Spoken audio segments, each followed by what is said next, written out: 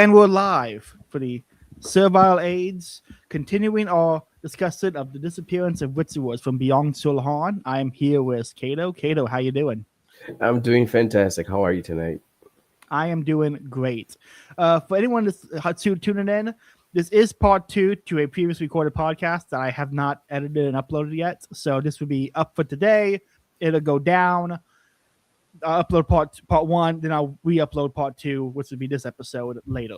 So if you catch it while it's live, great. If you miss out, you missed out. But let's just get right into it, because this is part 2, continuing where we left off. Let's just hop right into us the first quote. Oh, for anyone who doesn't know, with Han, you can't really just commentate and talk. You have to kind of do a little bit of exegesis. You have to read him directly and then commentate on those quotes directly.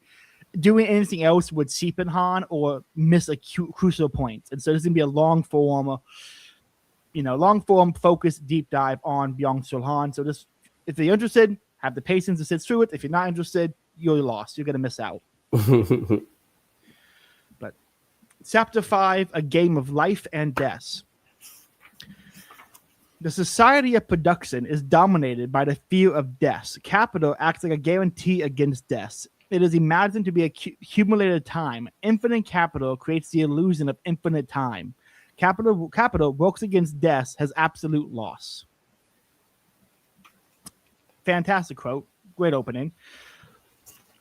Anyone who thinks like, oh, that's people are going to hear that and probably take it way too literally. Mm-hmm.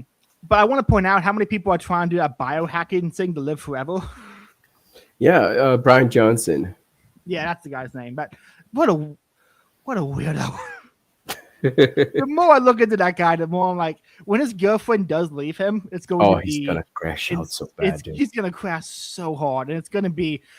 I don't like Loghouse because I feel terrible watching them, but I have watched the entire Chris Chan documentary on YouTube.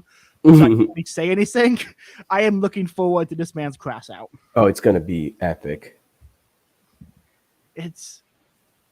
Doesn't he also inject his son's blood into him? Yeah, he did that at some point.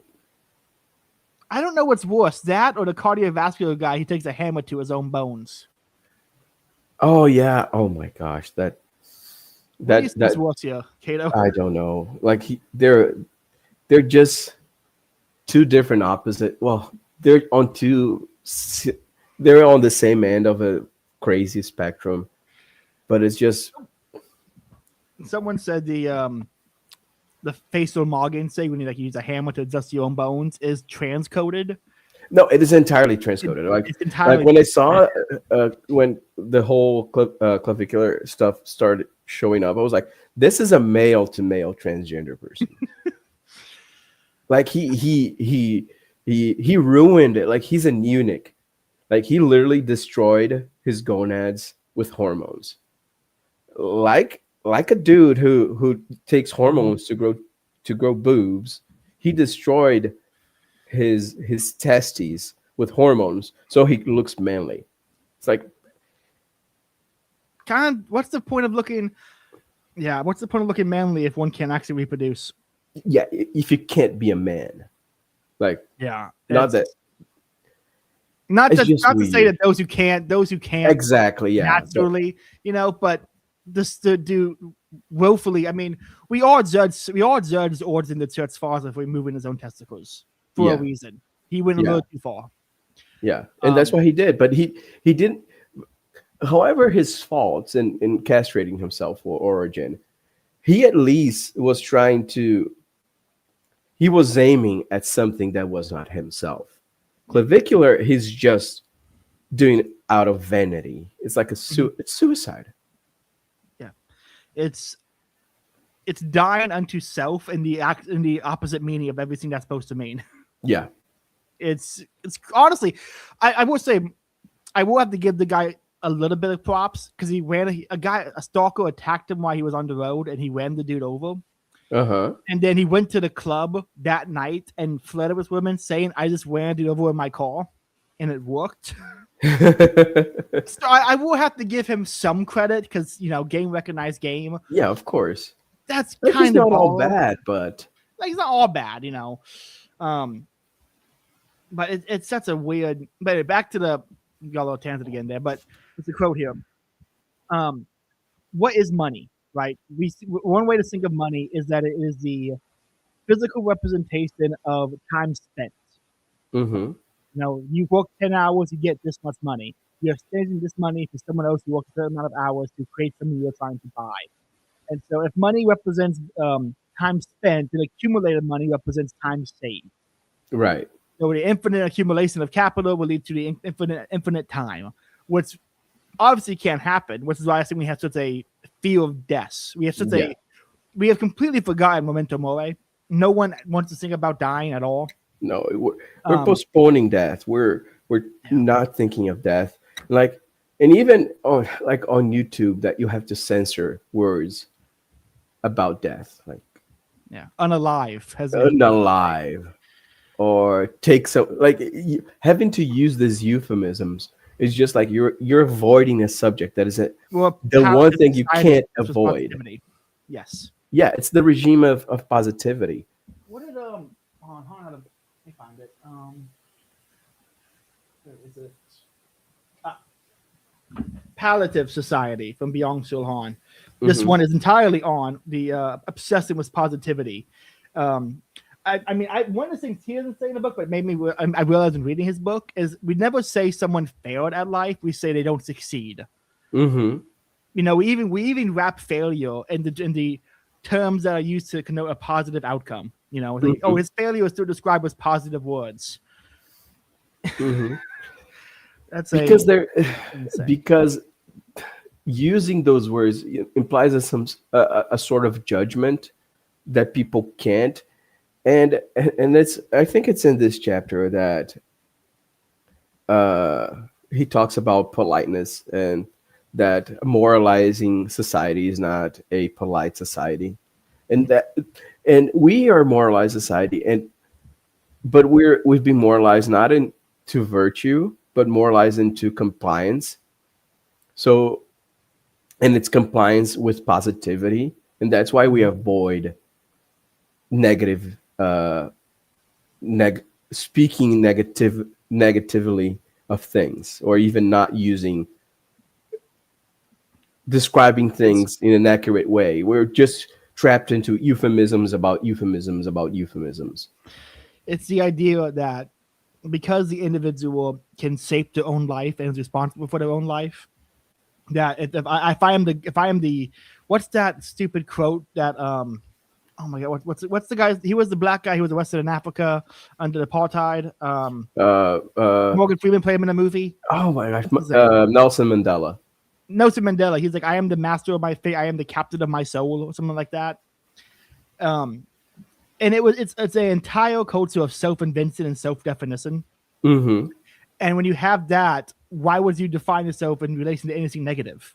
If you can only choose the positives every time. We talked about it last time we recorded. I think we talked about it every time we record, Han, is that people are so scared of the negative they can't even be alone with their own thoughts because the thoughts get dark. Yeah. And it's like, I'm sorry, how can you not encounter your own mind? How are you scared of your own thoughts? That's never made sense to me. When people say, "Oh, I don't like being alone with my own thoughts because it scares me," I'm like, how are you scaring yourself? How are you? Scared means to be scared involves some element of surprise. How are you surprised by yourself? How are you so unself-aware that you get caught by your own thoughts? But Cato, these people spend hours a week in therapy becoming self-aware. Right, but that's the thing. Are they really getting self-aware, or are they being injected in the whatever the therapist want them to think about themselves? What's that quote from Lee? Being a white guy getting therapy just means he's paying an inordinate amount of money to be lectured to by a Biden voter.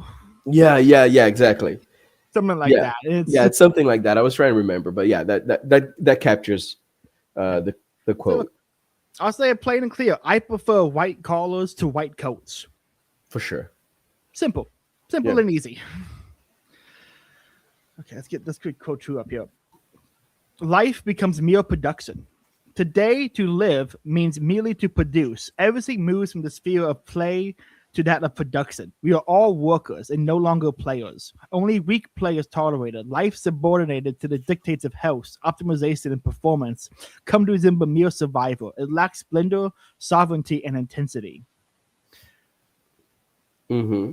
One thing I want to say on the even weak players tolerated as long as it like subordinates itself. Mm-hmm. I don't know how many people.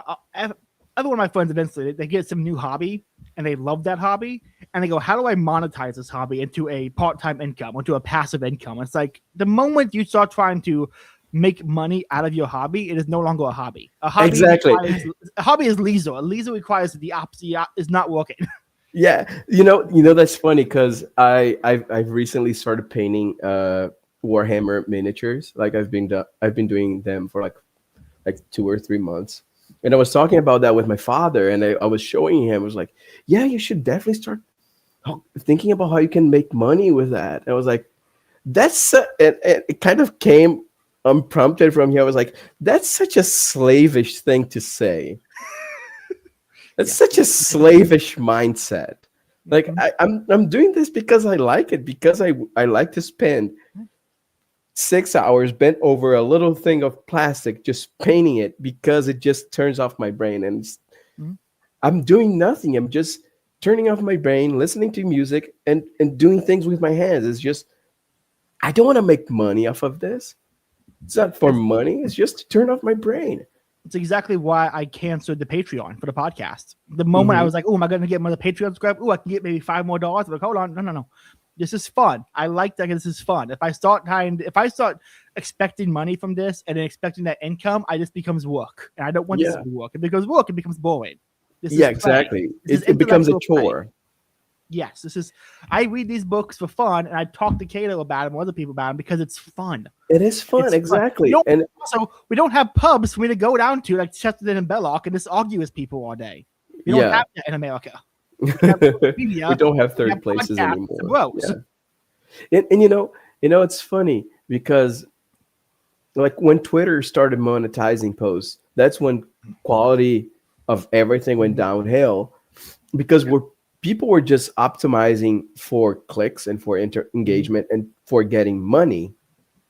And the people who only produce quality stuff are the ones that do it for the love of the game. And I think, and what I wanted to bring is that love of the game is almost like it's very Hanyan. It's very Byung-Chul Han because you're doing it for leisure. You're doing it out of love because it's not yourself. It's just the thing. You want to engage with the thing, with posting or making content or whatever.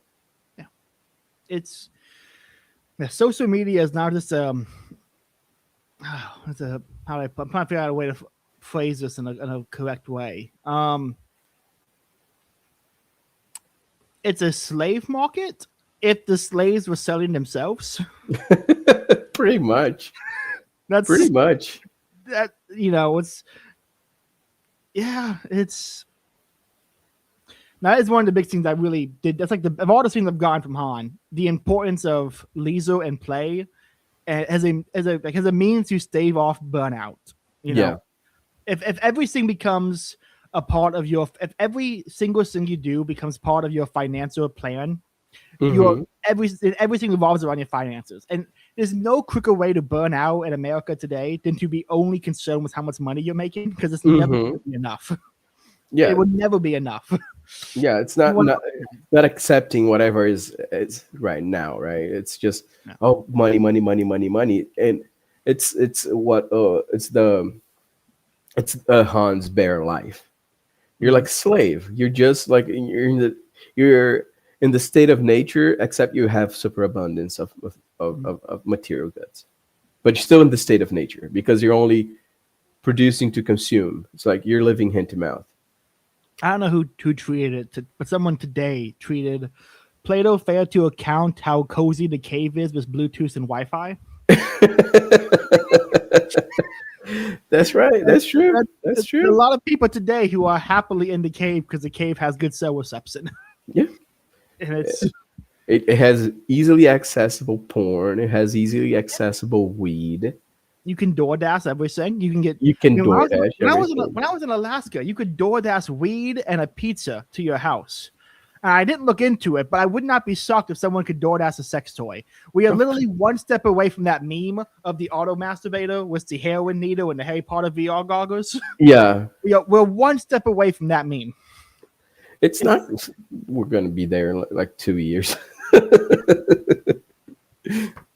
It's no black pilling. We got to stay positive. Yep. Even though Han does not really help with that. I don't think he's not a nihilist like Nick Land is, but he's very melancholic about the future. Yeah, I think he's melancholic. He's like a gray pill. It's like not a white pill. It's not not gonna come out with a lot of hope, but you're not gonna come out with a lot of. It's like, okay, this doesn't taste good, but I can't stop eating it. Right? It's just, it's very good. Let's do anything else. Anything else from chapter 5, or do you want to move into chapter 6? Yes, there is one quote that I highlighted. It's, death is an aspect of life, and life is only possible in symbolic exchange with death. Rituals of initiation and sacrifice are symbolic acts which regulate numerous transitions from life to death. Initiation is a second birth, following upon death, that is, the end of a phase of life. And what the comment I made is that baptism and the rituals that we have in the church, even the lowest church, even like big Italian evangelists, they still, like, Christianity still retains a lot of that that ritualistic thickness that still talks about rebirth and phases and cycles. Like, we have that.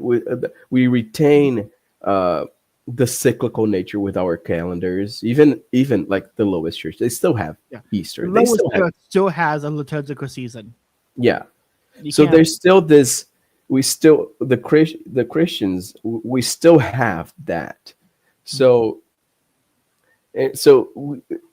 this, by having that, we're still facing death, or at least death of like symbolic deaths, like we were talking about being born again and the death on the cross and all that. So there's still some symbolic thickness for like rituals and the memory of death. But someone like Brian Johnson, who's very concerned with his death and appealing to science instead of appealing to the eternal life like Christians do, he's just optimizing for an eternal life. But now that I'm talking about it out loud, it's almost like a reversal of sanctity. It's like almost a reversal of sanctification, because sanctification, you're growing in sancticity so that when you die, you live eternally. Like, what he's reversing is he's trying to optimize his material conditions, his material body, so that he lives forever. It's like the scientism version of sancticity. I hadn't thought about it in those terms, but that makes sense now that I'm talking about it out loud. I wonder how far away we are from when that. I have my serious Brian Johnson is that when he gets older, as he does age, he's gonna cryogenically freeze himself until he can find a way until they have the technology to clone his body into a Neuralink sync and have his consciousness transcend to a new body.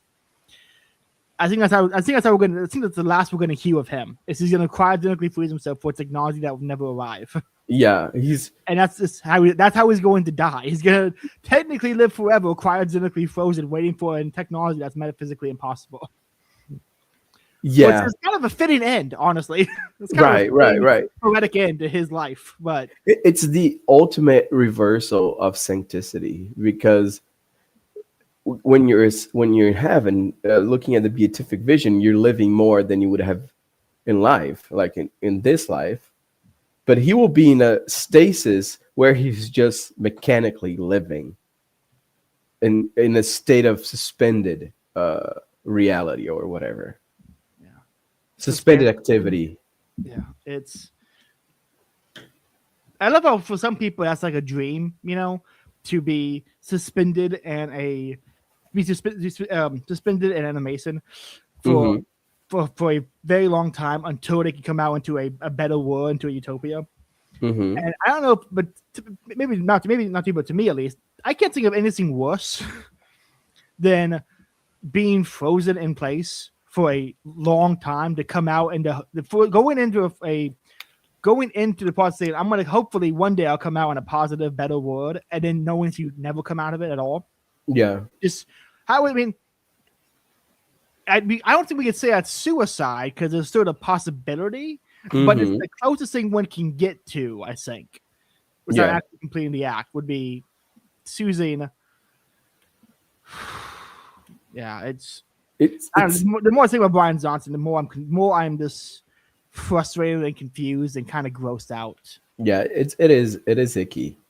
There's something very spiritually corrosive about yes. Yeah, I despise it, and I love a lot of great sci-fi's have the whole suspended animation, cryogenically free. Futurama, for example, Idiocracy, great comical sci-fi's, great serious sci-fi's like Stargate Universe or something, but the suspended animation or freezing or trying to live forever at all just kind of. I mean. How many times in TV shows, movies, and literature do you find a character who actually is immortal and hates it? It's like a reoccurring theme of immortal characters. The reoccurring theme is it's a Faustian bargain.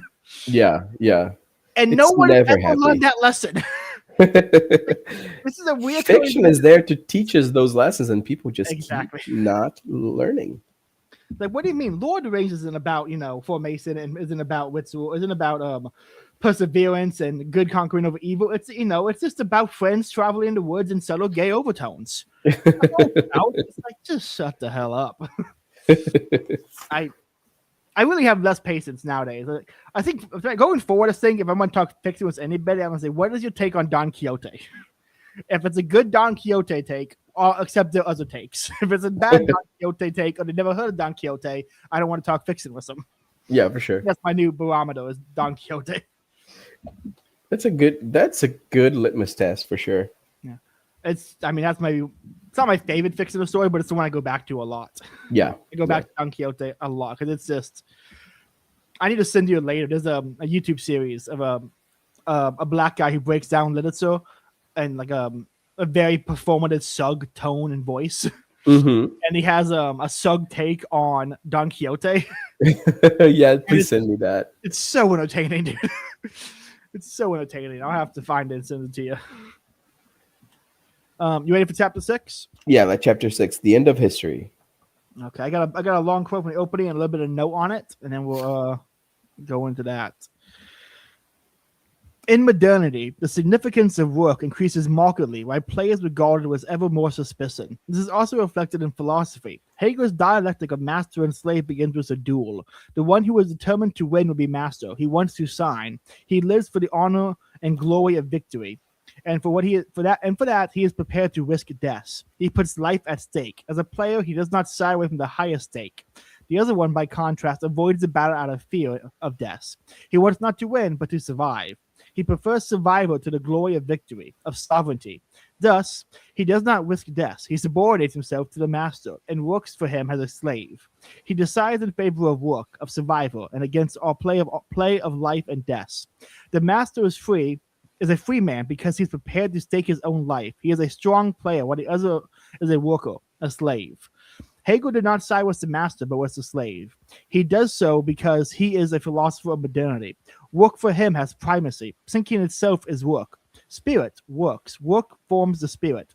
Hegel's dialectic of master and slave looks at human existence exclusively from the perspective of work. Hegel has no access to the freedom of the player who despises work and leaves it to the slave. Following Hegel, Marx also holds onto the primacy of work. History begins with work. The first historical act of these individuals by which they differ from animals is not that they think, but they begin to produce by means by which they live. Humans have a history because they work. Marx declares work to be the fundamental concept of Hegel's phenomenology of spirit. And my little note on this, the whole section reminds me of Hans Hermann Hoppe's Economy, Society, and History. To quote Hoppe, the nature of man and the human condition, and speech in particular, is about three elements that are unique to mankind. First is language, second is property, and third is the production of technology. This is so the Hoppian connection to Marx, as they both were trying to answer the same question and came to kind of very similar conclusions. Mm-hmm. And very materialistic conclusions. And I was thinking, because for Hegel, like, he chooses the slave because everything is based around work, but the master is the one who can engage in leisure. It's the master who can engage in play. It's the master who can go beyond the materialism of the bare life of the being tethered to work. And it's funny that Hegel and Marx and Hoppe go to like the materialistic side of things. Mm-hmm. Yeah, it is. I tried to answer that question like myself from their perspective of like what makes a man a man. Mm-hmm. When does the transition happen from, like, if we're going to have a conceptual model of the hypothetical evolutionary states from, I never remember what they're called, but from Homo sapiens to Neanderthals and so on, till we get to man. What marks the transition period? Hoppe picks language. Marx picks work. And in my conceptual model, which I don't do evolutionary science, because I really think evolutionary science is all ad hoc reasoning and mismaking. Mm-hmm. But if we're gonna have a mismaking, I think the clearest example would be family. Yeah. I can imagine a tribe of cavemen would have less strict bounds around who is family, who is not family, and more of a passing around of children and women in the village.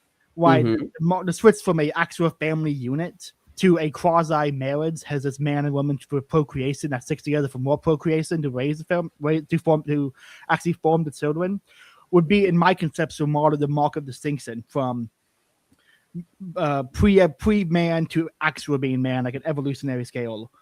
I get why Hoppe or Marx or Hegel go with like work or speech or production, but those all seem to be secondary to a family unit, Yeah, because those Aristotle on all of this, though. Yeah, I think you're right that it is the family, and all those elements that Hegel and Marx and Hoppe identify are things that are like social technologies that are required to make family life work. So there are things that need to be developed so the family to solve problems in a familial environment, right? And I think, go ahead. I had never thought about it, but now that you're talking about it, it makes perfect sense that it is the family, because the family is the proto-society, and the family is the proto-church, and the family is the unit. Like all the everything about how society organizes, about how humans organize, are in one way or another found in the family and just extended outwards.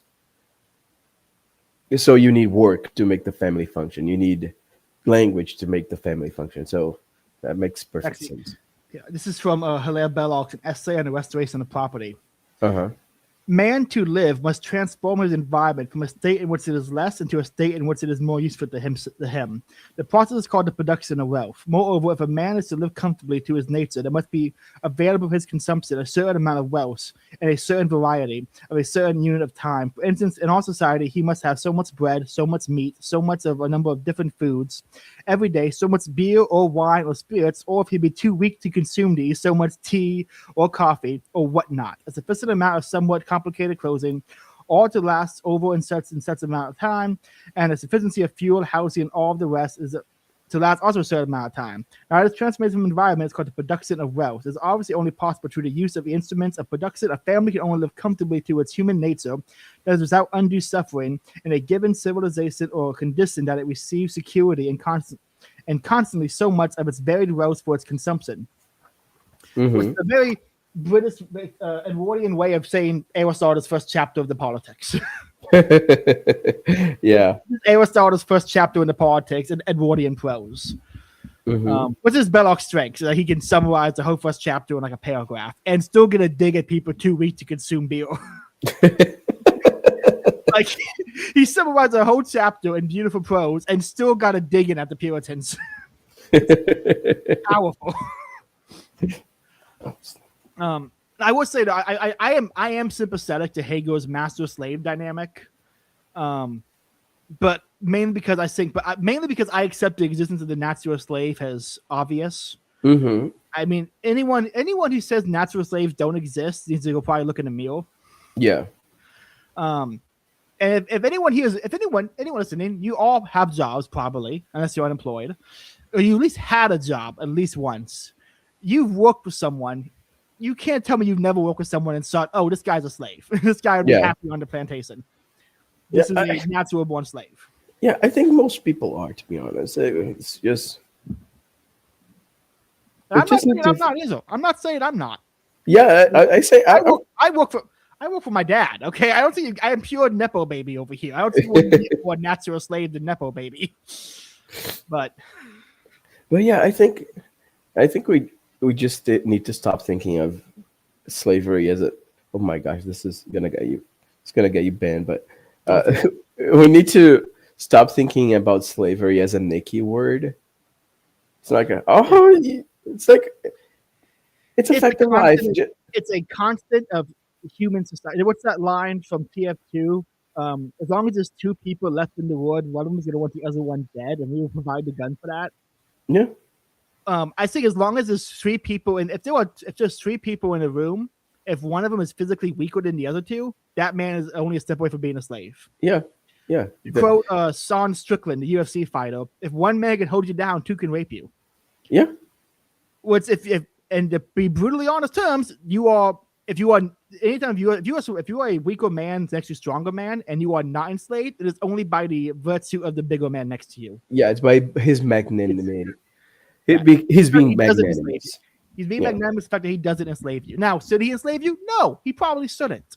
Yeah. I'm going to say probably because I think there are certain people, homeless, drug addicts, tweakers, who are already enslaved, and they should be enslaved for our benefit. I don't think that's a wild statement. You know, if we could arrest every homeless person that was loitering and panhandling and have them clean the streets they ruined, I don't think that's a bad thing. And it could be beneficial to them as well. Yeah, work forms. It gives them structure. I had to step over human shit the other day because some homeless guy shit on the sidewalk. Yeah, that happens. The woods was less than 50 feet away. The woods right next to the Four Fraser Trail, the giant woods. The homeless encampment. He could have gone there and shit in the homeless encampment or nearby, but instead he shot on my sidewalk. Yeah, he needs. So if he can't have that structure needs to be imposed somehow. Yes. While respecting his dignity. Yeah, it's not hard to do. It is. No, you can absolutely do it. And people aren't gonna like this comparison, but the Greeks had slaves, but they didn't treat them like chattel. They didn't treat them like cattle. They were indentured servants, and they worked them, and they treated them with dignity. And oftentimes, a man would sell himself into slavery because he knew it would afford him a better life because he was not capable of self-governance. Mm-hmm. And we have a lot of people today. You can't tell me there's people out here today who are. You can't tell me every single American coming out of public schooling is capable of self-governance. No, you can't. I mean, just look at any graduating class and tell me every one of those people is capable of self-governance. Yeah. Maybe in the abstract, in the particular, not at all. No, and we do that for their own good.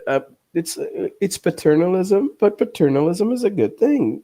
Yeah, children, in a lot of ways, are enslaved to their parents, and the parents do everything in their capabilities for the betterment and for the good of their children, because their children can't self-govern. It's a fact of life. Some people are just overgrown children. Yes, and it is not virtuous to let a child stick a fork in an outlet socket because I don't want to trespass against their freedoms. It's like, no, their freedoms are leading to self-harm. It is actually a terrible thing to not impose a restriction against their freedom. Yeah, it's evil. They don't have the willpower to actually exercise those freedoms well. Yeah. It really does bother me how many people today consider virtue to be ubiquitous with non-action. Yeah. Very few circumstances is non-action the virtuous action. Yeah, for sure. It's like 5 thought experiments off the top of my head, and they're all insane. Like the trolley problem is the only one that really comes to mind. The only virtuous action in the trolley problem is to not pull the level. Yeah. Just let it go where it will. Yeah, let it go. It's the only way to avoid. It's the only way to not make the situation, to inject yourself into situations, is non-action there. But 99% of circumstances, non-action is not the virtuous move. Mm-hmm. Anyway, I got a quote here real quick. Okay.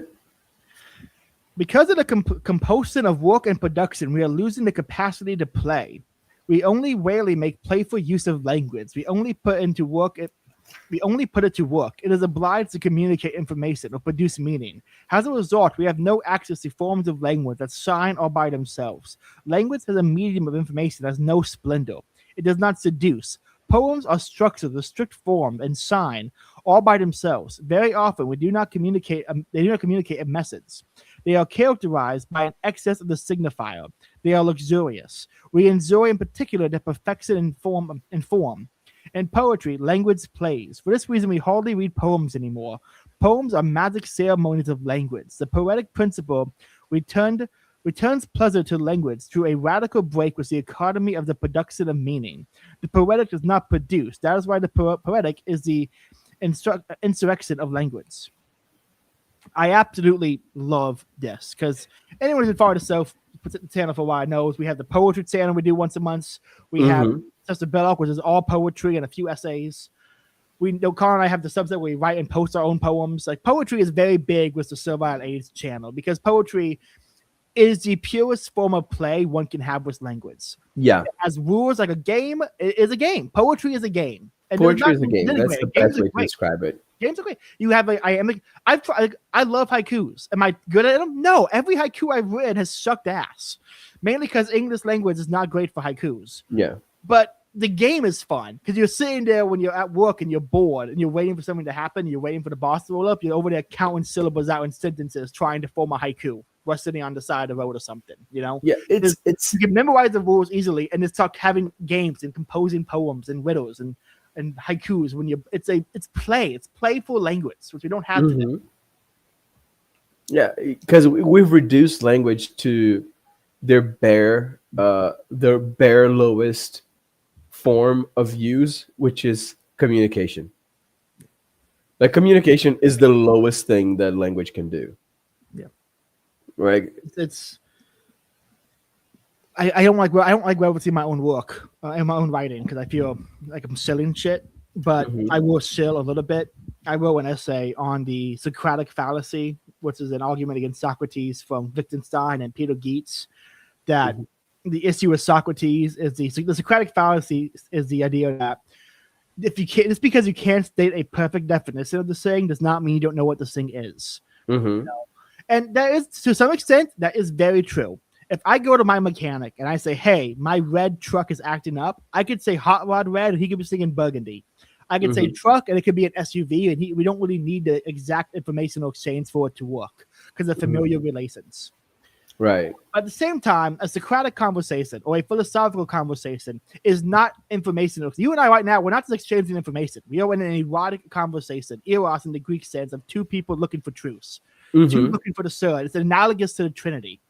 Right. Two people in search of truth, in search of a third. We are having fun. We're playing with the language. We're trying to say, how do we not just say the information we're seeing? How do we say it in a way that's memorable, that's fun? It gets a laugh. Right. This is play with language. And if language is pure informational exchange, you and I could type our ideas out in the chat GBT and have an AI read it and have an AI produce podcasts. And it would get 0 views because it would be boring, because there would be no play. Yeah, because there's no human element there. You ever have an AI try to tell you a joke? It's never good. It's never good because it doesn't grasp. There is a lot of intuition that comes with a joke that AI doesn't, because AI is just like predicting what is most likely to come afterwards. There's no intuition there. Tell me a funny joke, ChatGPT. Tell me a funny joke. I asked a philosopher for directions. He said, that depends. Where are you going? And what do you mean by directions? What? Now, if you guys want an actual funny joke, this is a joke I have. This is a great joke, okay? This joke is older than America. This joke is older than Brazil. This joke is older than Europe. This is a joke from the 3rd century of Rome. Okay. A man walking the street sees his friend off in the distance. Running up to him, he grabs him and says, "My gods, I was informed you had died." And the friend says, "Well, obviously, as you can see, I am not dead." And the man goes, "That's impossible. The man who told me of your death is far more trustworthy than you."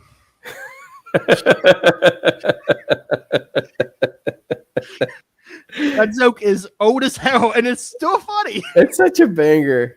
That's funny. There's anyone listening, just look it up. Rome had this one Roman joke book that still survives. It was written by 2 Greek dudes who apparently traveled Rome collecting jokes, and it was released in the 4th century. It's a 4th century Roman joke book. Oh my gosh, I need to look that up. And I've said it before. We don't have buddy comedy films anymore, like Cheech and Chong or Harold and Kumar.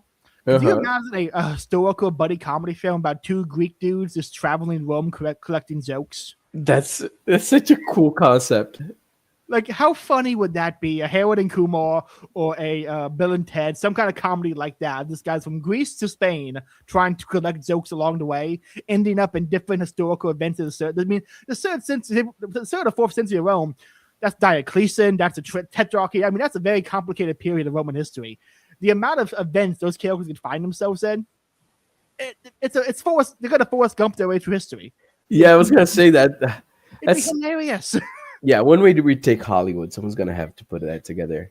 Yeah, someone needs to do it. Also, Ryan Gosling has to be one of the guys. I don't know if he plays, but he has to be in it. He would. But no, there's a bunch of really funny jokes in that old Roman joke book. They are. Yeah, that's play with language. You know, we don't have that today. No, let me find it real quick. No one played with language more than Chesterton. Oh yeah, he was a beast in size and in intellectual capability. Okay, I can't find it, but in his book, "What Is Wrong with the World," which is his biggest distributor's book. Mm-hmm. Actually, I have it right here. I remember where it is now. Give me a second to read it because it's the opening for the book, but it's really fun. What is wrong with the word? Dedication. Let me find it real quick.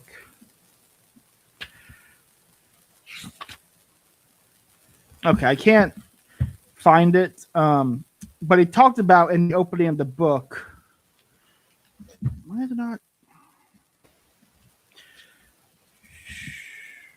Here it is. I originally called this book "What Is Wrong," and it would have satisfied your sardonic temper to note the number of social misunderstandings that arose from the use of that title. Many a mild lady visitor opened her eyes when I remarked casually, "I have been doing what is wrong all morning." It's funny. Simple but playful language. Yeah. Play with language. You know, we don't. And try to have playful language or play with language when you're writing a report for your office or some nonsense. You know, like I rewatched Office Space the other day from Mike Judge. Uh-huh. Imagine trying to have playful language in a TPS report in the 90s. No, no, Not gonna happen. mm-mm. Not gonna happen. It's imagine having playful language now with an HR department reason over your soda. Oh yeah, and even not like playing with language or even like poetic language. We don't like everyone's so autistic that you like they can't deal with hyperbole. They can't deal with metaphors or like figurative language. Like everything is just so like reality. No, I think we need like a strong shared reality to be able to do that. It's like the example you were giving with the car when you talk to about a truck and it can be an SUV or it can be like a big Dodge, but the guy's gonna understand what you're talking about because you're operating on the same reality. Mm-hmm. But we don't have that anymore, so you can't use figurative language. And like what I was thinking is like how every so often you're gonna see like evangelicals freaking out because of like Marian prayers, because the things, oh my queen, my mother, I gave myself entirely to you, and they're like, that's we're looking at it. Okay, this is poetic language. We're just like declaring love. We're using poetry. We're playing with language effectively. Yeah.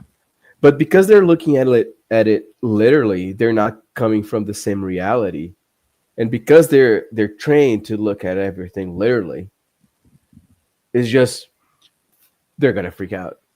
Mm-hmm. It's just that No. on a And not even existential scale. not even just play with language. Like even there's a certain amount of play one has in being earnest. Because if one is earnest without being playful, one just becomes hyper sincere. What's in a weird paradox only signals deceit. You know what I mean? Like if someone is too sincere without having a little bit of ironic earnesty, it comes across like, what are they trying to sell me? You know? Yeah. Like I remember I said, like not even like half joking, half serious. Like someone says, "Oh, you're just a slave to Casar." I was like, "Yeah, I want to be a slave to Jesus. Don't you? He'd be a great master." And you should have seen the faces on his people when I said that. Yeah. Because in their mind, slave is an ontological evil category or ontological perpetual victim category. Yeah. And Jesus is an ontological liberator. And so therefore the contradiction is kind of like blew their mind.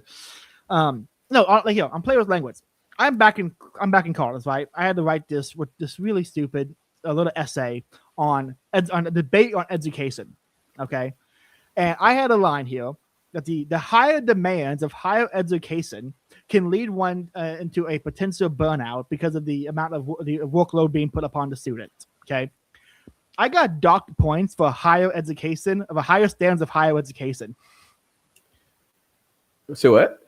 I got docked points because apparently it wasn't formal enough or something. Oh my gosh, that's so dumb. I'm like, I'm just having a little fun. This is an English 102 at a community college. Let me have fun. Let me just a little bit of higher language, you know. Let me work in some double entendres. Let me work in a little bit of play, a little bit of fun. But no, you can't. Everything's got to be serious, and it's draining. I swear, modern professors are psychic vampires who just want to drain the energy from you. And we need that's what we need. Okay. I don't think I have anything else for chapter 6. Do you have anything else for chapter 6? No. Actually, oh yeah, that's where he talks about how in Japan, the package is the aesthetics of the package is more important than the content. Like when you're talking about, oh, you have a beautiful envelope, and the Japanese are like fantastic at design. Like there's this YouTube channel I follow where he just posts cool stationery from Japan, like cool pencils, cool mechanical pencils, cool erasers, and like different stuff they use at an office. But everything is so delightful. It's like everything is so cool. Mm-hmm. And I would say in Japan, there's a real there's a sense of play and the small creations, you know. Yeah, you're adding superfluous things to a tool. Joy. Yes. Yeah, everything, like you're not just using a stamp. Like they have like stamps that have different like layers, like almost like stencils. that you do twice and it forms a shape with like different details and stuff. Like even stamping your signature has a play. There's a playful thing. And one thing that I learned like that was trending like a while ago, that like, because IRL I'm a designer, and like, oh yeah, you need to make delightful designs. Like that's what I think, that may be why I've been using the word delightful so often. But you need to make delightful designs and stuff like that. But the way that that's framed in the places where they talk about delightful design, they're talking about that at the service of of the capital. You're not making a delightful design because that's something that's gonna entertain. That's a delightful design because that's gonna retain, gonna get more customer retention. You're gonna get people. It's gonna hook the viewer, and they're gonna. Yeah, you're gonna hook the viewer. Exciting. You're gonna get people to use your product. You're gonna get people to download your app. It's not even to delight the viewer; it's to entrap the appetite, so they will come back for more. Yeah, it's a perversion of delight. It's that it's that meme about the modern Marvel films, and it's the guy just dangling keys in front of a baby. Yeah, that's it. That's all that is. All right, yeah, that was my last comment about this. I want to say, I do want to say real quick on movies that are great at like play as well as like being a serious film. I cannot remember the guy's name. He directed Pride and Prejudice and Anna Karenina with Keira Knightley. Yeah, I know. I don't know who he is, but I've seen those movies. The Pride and Prejudice film, great movie, serious film, good drama, great romance. I mean, it's Jane Austen. How can you do it wrong? Yeah, you can do it wrong. There is, they added scene, they added stuff to the dad's character, and they added the way he sits and the way he does things. It's just fun, you know. It's just the play. They added a little bit of the way the camera works, you know. Or here's a great example. Seth MacFarlane, I would say, actually is a great director at this. He can do a very serious thing, but still interject so much play and humor to it at the same time. Yeah. Like, anyone here listening, go watch The Orville. I need to watch that, dude. You'll see in one episode, you'll see a very funny, they're trying to teach the robot how to do pranks. And so the pilot sticks Mr. Potato Head stuff on the robot's head that he can't see. And doesn't tell him, so he walks around like Mr. Potato Head all day. And the robot not getting how to do pranks. He goes, oh, a prank is to misplace something, that a valuable item of another, so they have to find it. So what does he do? While the guy's sleeping, he surgically removes the guy's leg and hides it somewhere. Hilarious. The next episode, they find this theocratic cyberpunk civilization that punishes people who get abortions by taking DNA from the father and mother and then using it to make a hologram projection of what the kid would look like. And the kid says, why did you kill me, mother? I wanted to live. Why did you kill me? It's kind of based. It is based. Again, Seth MacFarlane, everyone says he's a made to live. You don't have an idea like that unless you're either really smart or kind of getting it. Yeah. There's gotta be you gotta have the truth in there somewhere. Yeah, he must, on some level, he must intuit something. They did a whole episode in The Orville on transgenderism, and I still can't tell if they were positive or negative towards it. the species of all men, and they have these two species that are all men, and two of them on the ship, and they have a baby, and the baby's a girl. And they want the doctor to perform a transgender surgery on it because it would be correcting a issue. You know, in the same way the science of a cleft palate is correcting a physical deformity, and their culture, being born a woman is a physical deformity. And so it becomes like they're arguing to not transition the kid the entire episode. And so it's like, I can't tell what position the show is actually taking. It's a really great sci-fi. Yeah, I need to watch it. Yeah, Seth MacFarlane really, I don't think anyone has more fun making stuff than he does. Maybe Tyler Perry. But Seth MacFarlane says everything he does is injected with so much play. Like you could tell he's having the time of his life while he makes it. Yeah. Empire of Chapter 7, Empire of Signs. The culture of information has lost the magic that comes with the empty signifier. We now live in a culture of the signified, which dismisses the signifier from the signifier. Form has something external. Our culture is hostile to pleasure and form. The liturgy of emptiness dispels the capitalist economy of the commodity. Right there, the liturgy of emptiness dispels the capitalist economy of the commodity. That's play. That is play with language incarnate right there. 100%. 100%. That is so much. That's such a fun sentence to say too. The liturgy of emptiness dispels the capitalist economy of the commodity. Yeah, it's so good. I will say that is. There's so much. I'm trying to pick. I have like 9 thoughts about this quote. I'm trying to pick one of them for this. Mm-hmm.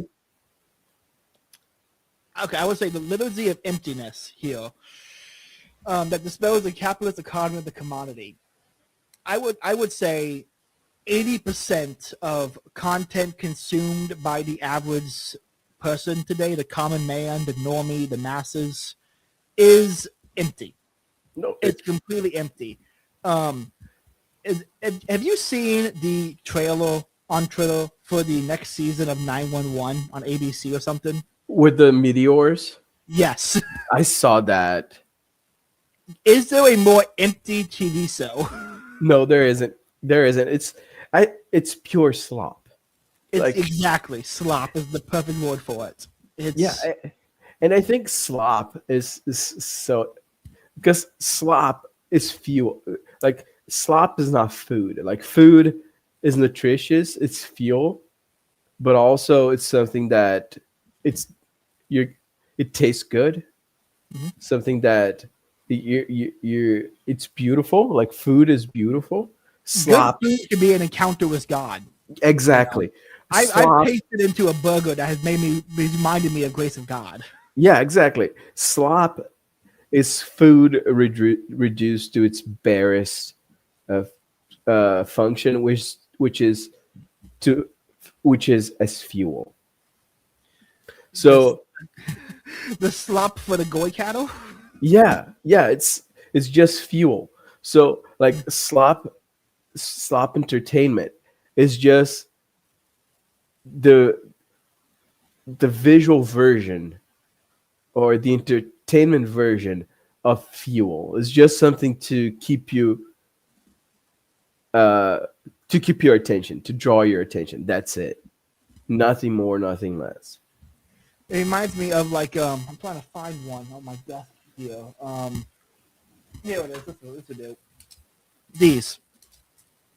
Yeah. It's just a mindless, empty task that will captivate your attention because you don't know how to sit in silence. You know, yeah. You can't just be alone with your own thoughts. You can't, and let's not forget, all things one does in some way forms the person. Yeah, you cannot escape formation. You know, it's why you got to be careful with your words. It's why you got to be careful with your actions. Everything you do forms a habit. Yeah. Everything you do is a part of some habit that can be ingrained way faster than you think it can be. And if you only consume TikTok content or vacuous dating content or black pill edits on TikTok or even political podcasts, I would say, if you consume anything that lacks a transcendent good or lacks some lesson, or not even a lesson, just beauty for the sake of beauty. Yes, you know, if it lacks beauty, it's not beauty. It's not going to be conducive to proper formation. Yeah. I mean, not to rag on my own sister a bit, but she used to watch a bunch of movies. You know, she's a big movie girl, love watching movies. After you've seen any good movies recently, she goes, "No, I just watch TikTok and it's ruined my attention span. I can't really sit through a movie anymore." It's like, what? Yeah, it's like a drug. Yeah, I'm not immune to this. I went and saw Lord of the Rings in theaters yesterday. Uh-huh. I saw the Two Towers: Return of the King for the 35th anniversary. Seeing them on the big screen, by the way, incredible. Yeah, it was insane. And I realized there was the extended editions. I haven't sat down and actually watched Lord of the Rings in its entirety and like focused on. Like, normally when I watch it, I'm on my phone, I'm doing something, I'm cleaning, I'm on my phone, it's on in the background when I play a game. It's an ancillary, secondary thing I'm consuming passively in the background. Right.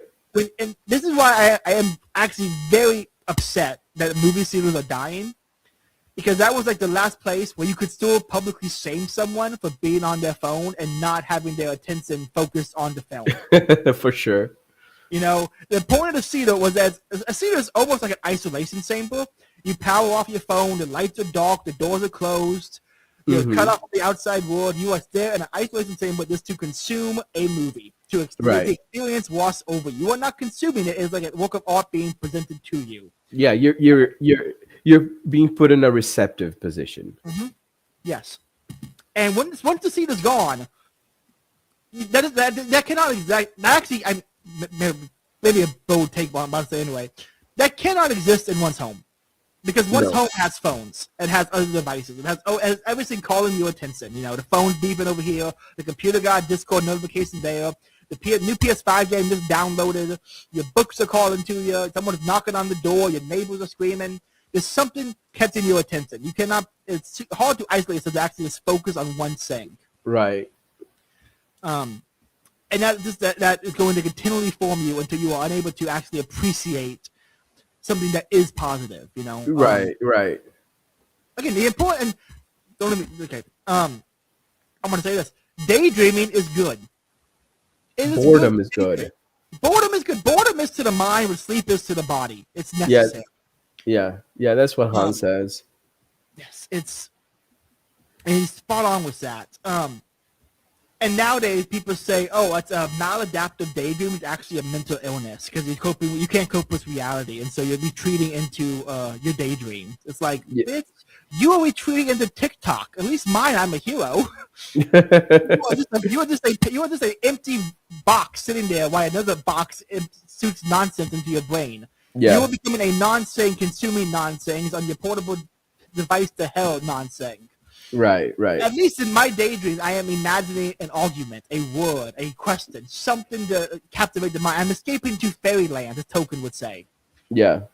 You are sitting there scrolling TikTok for hours. Why?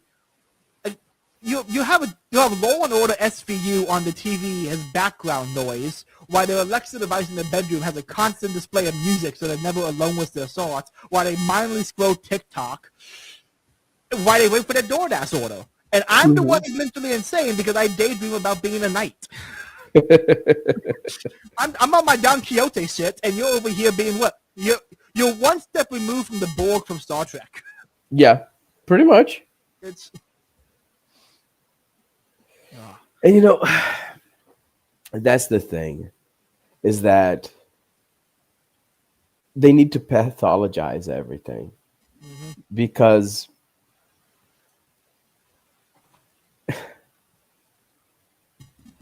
it doesn't allow eccentricity. Like, you can be eccentric.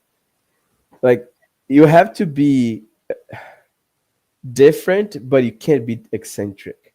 It's like everyone's supposed to be alternative. Everyone's supposed to be an individual, but only within the confines of this medicated same slop world, right? What is it that Han said is that they all display their individuality in the exact same way? The inferno of the inferno of the same is filled with tattooed clones.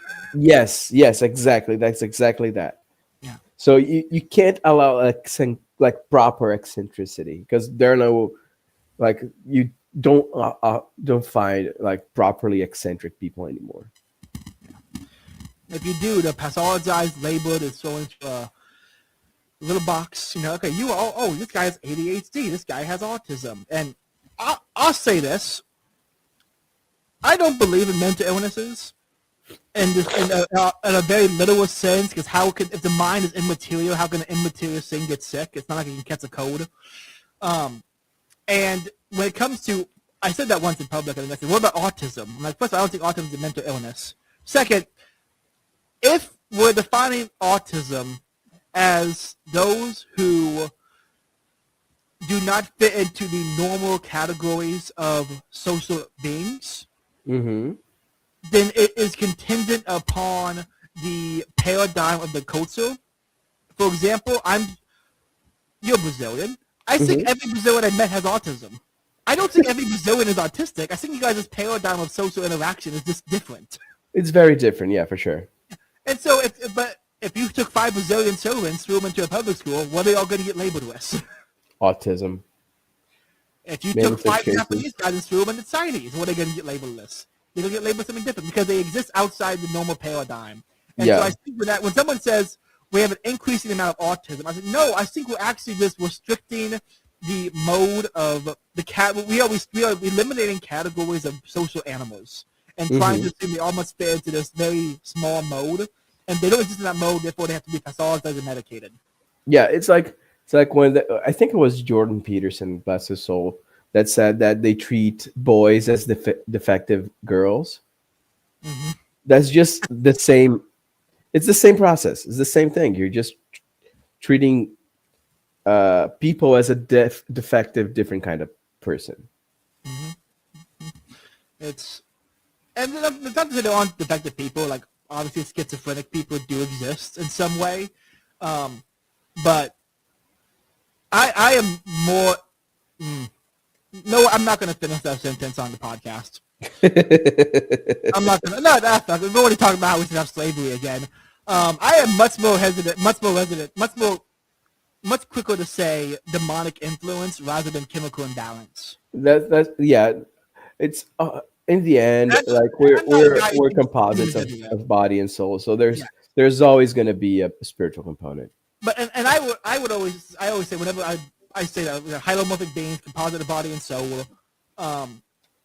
I think I just place the intentionality on the mental, and the physical is a byproduct of mental states, of immaterial mental states, rather than modern science. If they even accept immaterial minds as being a real thing, they would say it is affected by the chemical. That if we fix the chemical imbalance, we fix the mental state.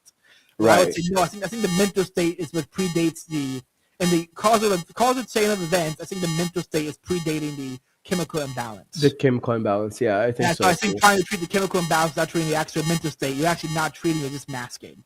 Yeah. And the same way, SSRIs don't actually treat depression, they just mask it. Yeah. Yeah. I think that's fair to say. Yeah. Okay. Let's see here. We're on 7 still, right? Yeah.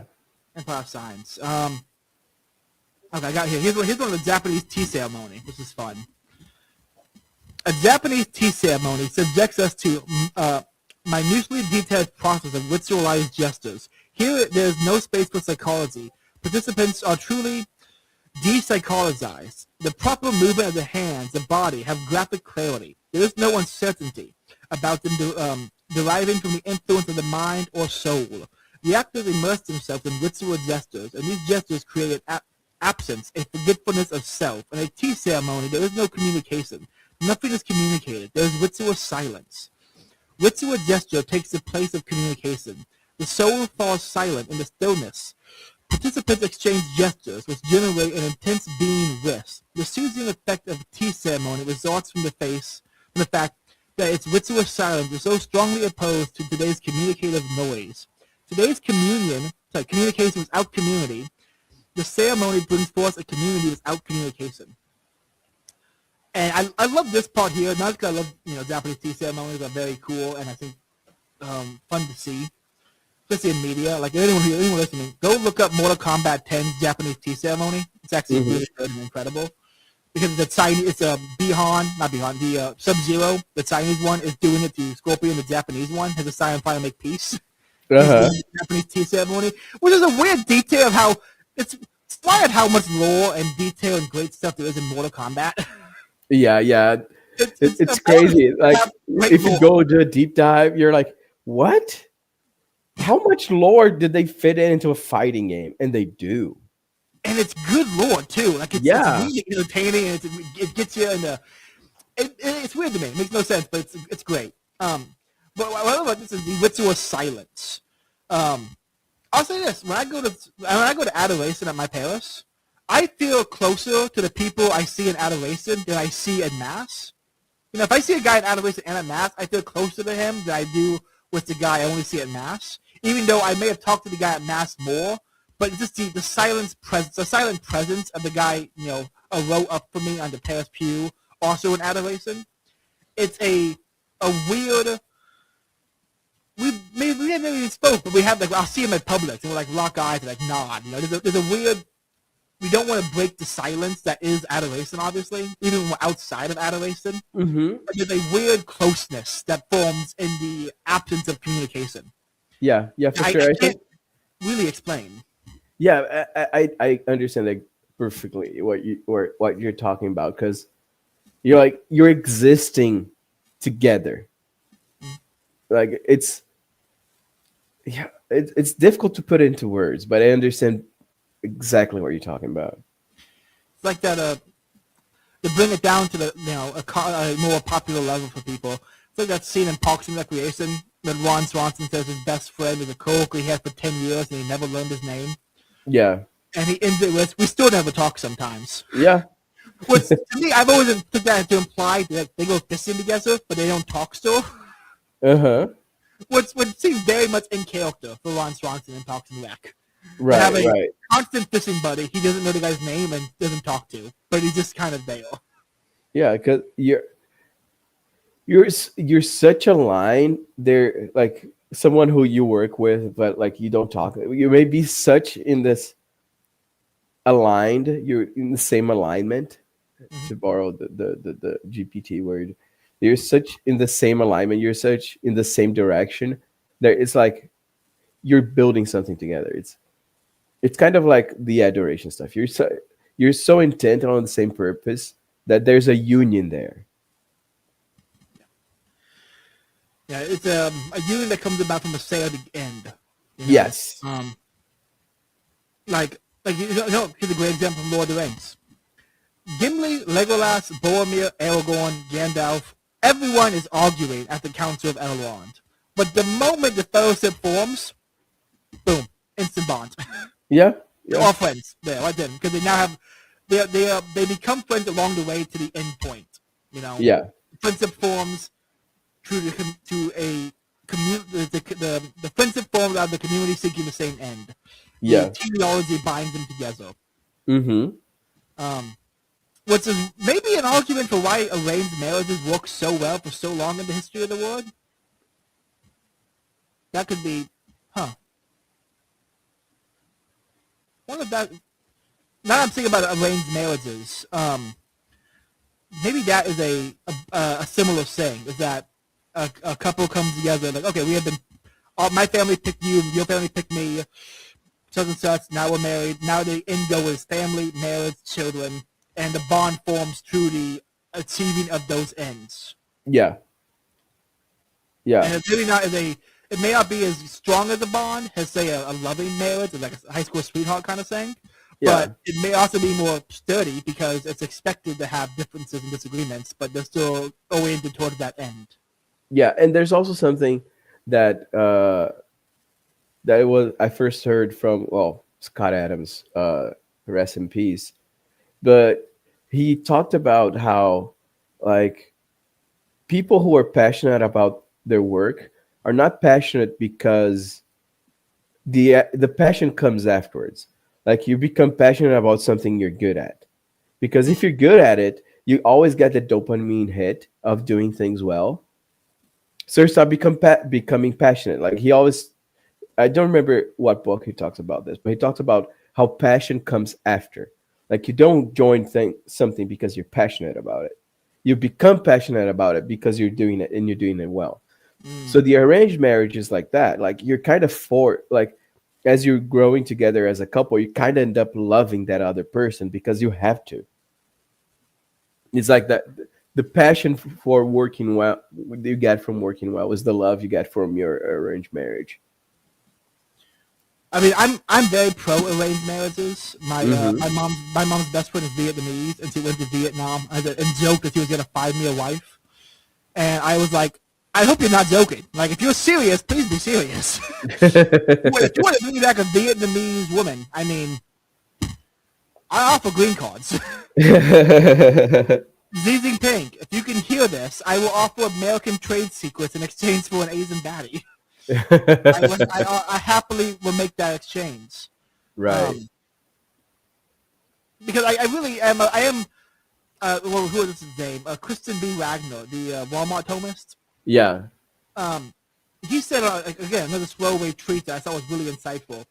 And he said, I don't understand people who date for long periods of time. I knew by my 4th date with my now wife that I wanted to marry her. We talked about children on the 2nd date. Right. Dating just a date is a waste of time. I'm like, so true.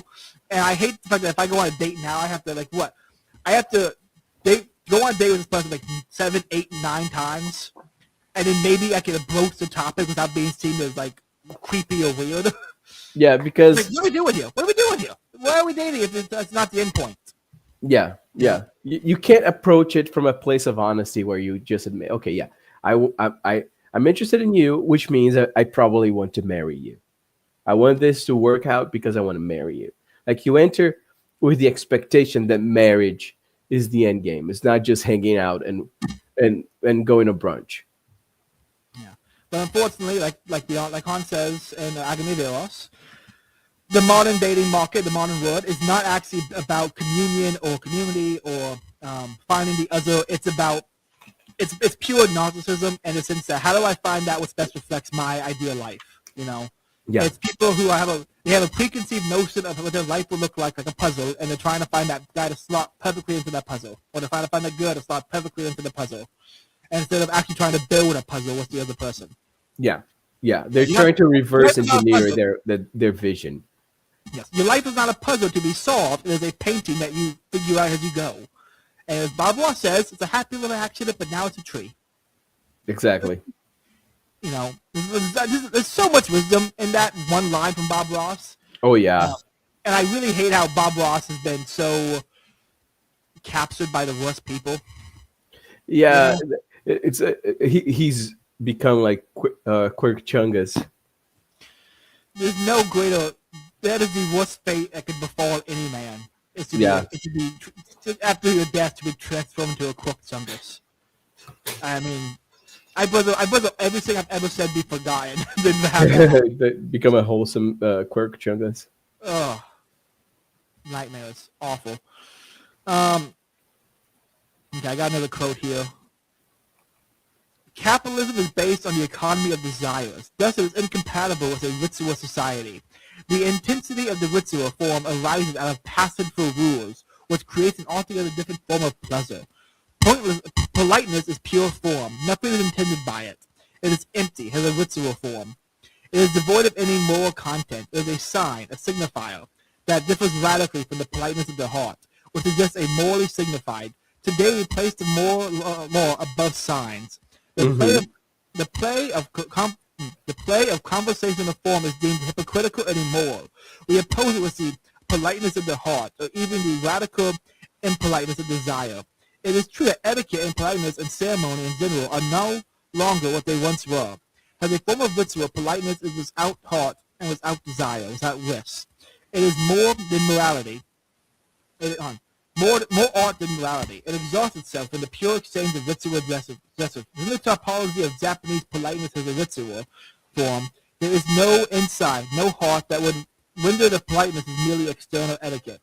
It cannot be described using the opposition of inside and outside. It does not dwell in an outside that is a pure semblance, could be juxtaposed with the inside. Rather, it is its own fully formed, fully outside. Two things I want to say on this is I want to contrast northern politeness with southern hospitality. Mm-hmm. You could say about modern politeness up north, that is true. Barring Canada, once you get into Canada, the politeness changes. But you're like the northern half of America, the lower 48, as the Alaskans call it. It's a politeness that is the subtext to all of the polite stuff is, when do you shut the fuck up and leave? That is the subtext to all of its politeness. It's like, I have to do this because I don't want to be an asshole, but when do you just shut the fuck up and leave? Yeah. Southern hospitality is completely different. If I get in an elevator with a dude, I'm happy. Like I was in Tennessee. I was in a hotel riding the elevator down to get a continental breakfast. I just saw Chad up to sit with this guy. We ended up having breakfast together. We just sat there and talked. I never got his name. Just friendly conversation with a stranger. It does not happen up north. It does not really happen in the typical polite metric of up north. But in Southern hospitality, absolutely. We want to have conversation. We want to get to know you. You are a stranger with a different life experience. Let's talk. Let's have a conversation. Let's share information. Let's share knowledge. Let's play with language. Yeah, you're two different persons. You're looking at the guy as an individual. Yeah. I would say Canada does have that. Canada's very awesome in that regard. I was driving through the British Columbia, southern part of British Columbia. Probably more like the middle of British Columbia. It was like 1 o'clock in the morning, and I was starving, and I wanted to sleep. Sound sucks. Sound sucks. I'm just got a comment from a guy saying the sound sucks. Let me check my audio. I'm gonna be so mad if I had the wrong mic this whole time. Yeah, I thought I was gonna comment that, but I thought it was my headphones, because my headphones they act out sometimes. That's why I didn't say anything. I think I'm on the right one. It should be line USB audio cord. That's what. Yeah. Real quick, I'm gonna switch it off and let me know if this is better. Okay. Is this better or is this worse? Oh no, that's much better. I really did think it was my headphones acting up, because they got a mind of their own. Well, I apologize to the listener. Yeah, thank you. Cato sounds good. Yes, much better. I wish you were here an hour and 21 minutes ago, Mendel 777, because we just recorded an hour and a half with crappy audio. So thank you for heads up, but I wish you were here earlier. Anyway, in Canada, about 1:30 in the morning, I'm driving through the small town, and there's nothing open. And I pull into a gas station just to park and sleep for a few hours before I hit the road again. And in the distance, I see bright blue neon lights. There's a burger shack still open at 1:30 in the morning. And so I go there, I get a burger, I get some onion rings. No one else was there. And the Canadian guy working it, I think I stayed probably an hour just talking to that guy. He told me all the lore about the entire town. Apparently, the town only has 2 restaurants, his and the restaurant inside the gas station. And they have a deal where he gets the afternoons from 4:30 to 4:30 to 2, and that guy gets breakfast and lunch. So they don't cut into the business. But he said, I used to work for that guy over there, and he's an asshole. So we're going to slowly move our window. We're going to open up 30 minutes early just to slightly eat into his profits. But he was explaining the lore of why this guy was a bad boss and why he wants to have this little battle with him. And he's like, I don't want to sell him down. He's not that bad of a guy. I just want to slightly eat into his profits. That's funny, dude. And it's incredible. He told me where he got the meat from. The burger meat came from a local farmer nearby. He went into detail about the churches, about the schools, how he also works during the day before the restaurant opens up as the school lunch in the cafeteria. He gave me the entire town's lore and history, who hated who, the beefs, who goes to which church. Incredible time. That doesn't happen. I mean, it's only in the South and Canada that I experienced that. I did not experience that in Alaska. I did not experience that in Idaho, Wyoming, Montana, nowhere. But I was even the Sikh in India, in Canada, even the Sikhs were like that. It was very okay. I'm not a big fan of the Sikhs, but there was a Sikh running the gas station up in Alberta, and I was just like, dude, I'm curious. What exactly do Sikhs believe? Because I saw the turban. I'm like, I know you're Sikh. I can see the beard. I see the turban. I know what Hindus believe. What the Sikhs believe. And he's like, well, no. He looked around. No one was in the store. He talked about it for like 20 minutes. He explained the history and tradition and the stuff about Sikhs. And he just was very open and willing to say it. There's something about the Canadians that they are just, even the immigrants who aren't really Canadian. It's just friendly. It's wonderful. But Han is right about modern politeness being pure form, nothing signified. It's just it's an empty ritual one goes through because not going through it would be rude. Yeah. It's an expectation. It's a chore. Sure. A great example of this. And anyone listening, go watch Rome on HBO. Watch Mark Antony have to go through all the religious rituals to become prefect. He is bored out of his mind, and they finish the giant ritual ceremony with the gods and the wine and the slicing of the bull and the reading the entrails. And he just Hmm. goes, finally, and he gets up and storms off to go drink because he hated all of it because it was a empty ritual. I mean, because he did not believe in the gods at that point anymore. Hmm. But you had to do it because if you wanted to be the count, if you wanted to be proconsul, you had to do that. That was required. Um, and that's just a great example of modern rituals. Modern politeness feels like the rituals of the late Roman Republic. Yeah. They're being done because they have to be done, but no one really cares or believes in it anymore. Yeah, and they're symbolically like barren. Like they're not fruitful. They don't do anything. They're just being done because it's expected. I got one more quote for this chapter. Do you have anything else you want to add for this chapter before we go into the Nope. last quote?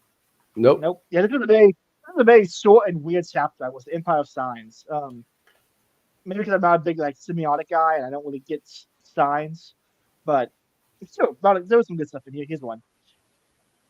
In his treatise, Homo Ludens, I can never say this guy's name, Herzinger, emphasizes the playful character of war and archaic structures. The strict rules to which war was subject in these societies made war akin to play. Herzinger does not deny there was also extreme violence and brutal murder in the ancient world, but he positions war in the sacred sphere of play, a solemn compact in which the rules were laid down, was deposited beforehand in the temple of Artemis.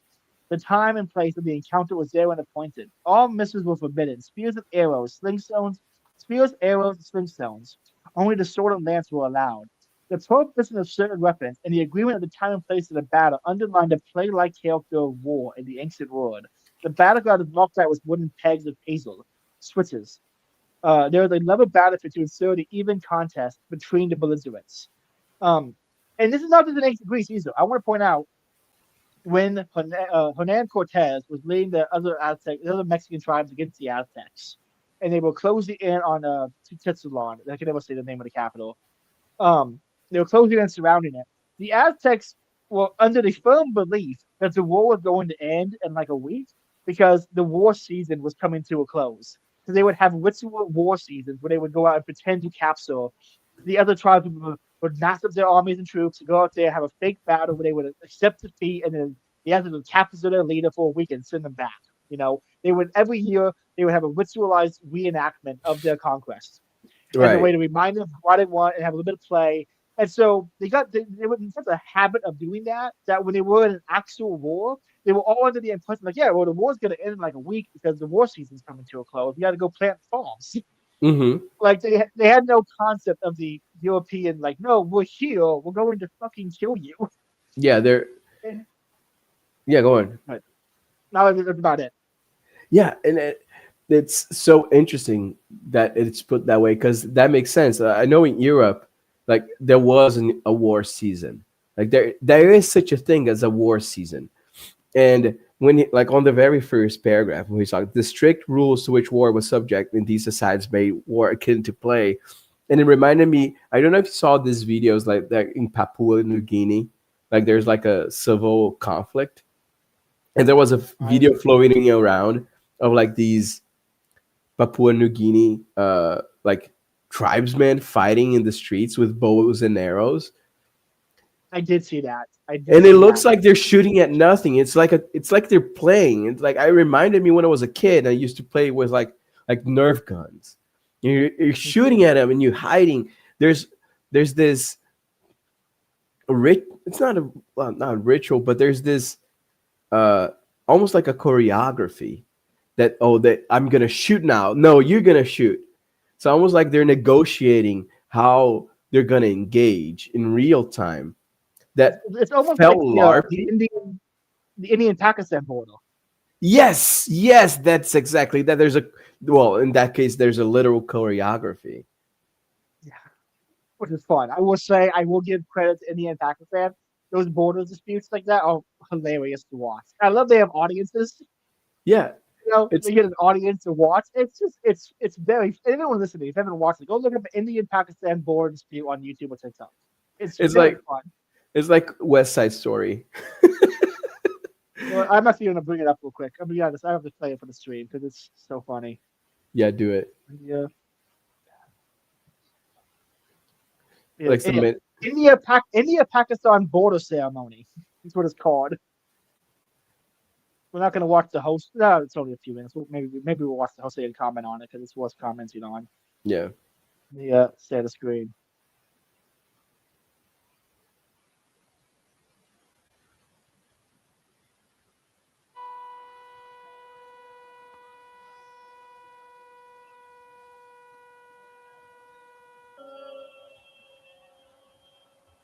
I will say uniforms are all on point.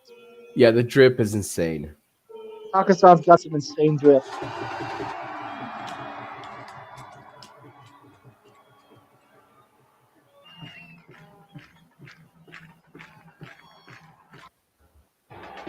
Okay, here we go.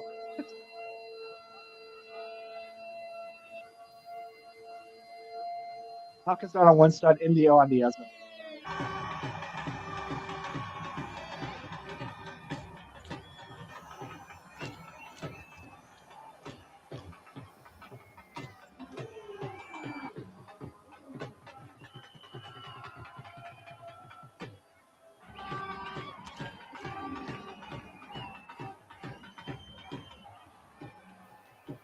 Like a gayer version of the haka from New Zealand.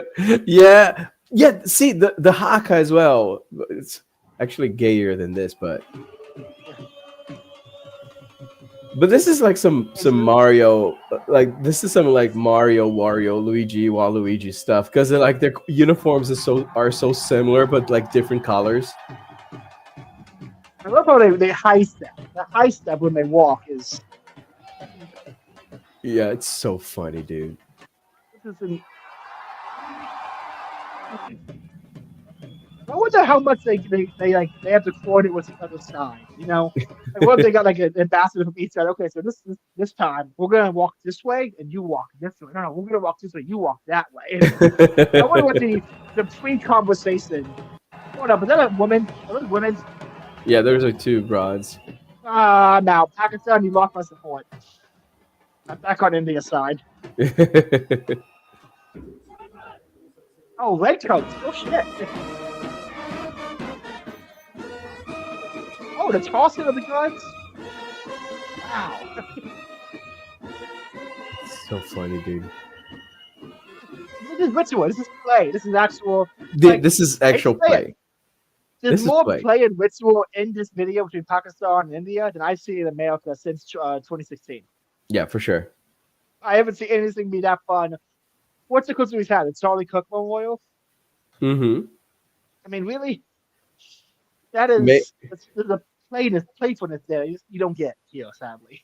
Yeah, we're too they're actually, I was gonna say we're too self-serious. No, because those guys take themselves very seriously. Like that's no joke for them. It's play, but it's not a joke. Yes, and we are incapable of playing without being incredibly ironic or sarcastic. And I'll say it again, irony doesn't exist. The moment you do something, you can't be doing it ironically because you're actually fucking doing it. You can't actually be ironic about something because you're still doing it. Yeah. And that's how you meme yourself into liking trannies. Because if you pretend you do, you end up doing it for real. You can meme yourself into a lot of things. Yeah. You know, I say that as a guy with jungle fever. You can meme yourself into a lot of things. We had to stop some jokes in the group second. I'm like, guys, I'm trying to stay clean. You almost fell for one of the Obamas. We have to stop this. Hang on. Go to the next step. I need to let the cat in. No problem. I'll read the next quote off real quick. Yeah. Chapter 8. From dueling to drone wars. Dueling is also a form of ritual combat, deriving from the ancient practices of trial by combat. There is a sacral dimension inherent in the duel. The outcome resembles a divine judgment.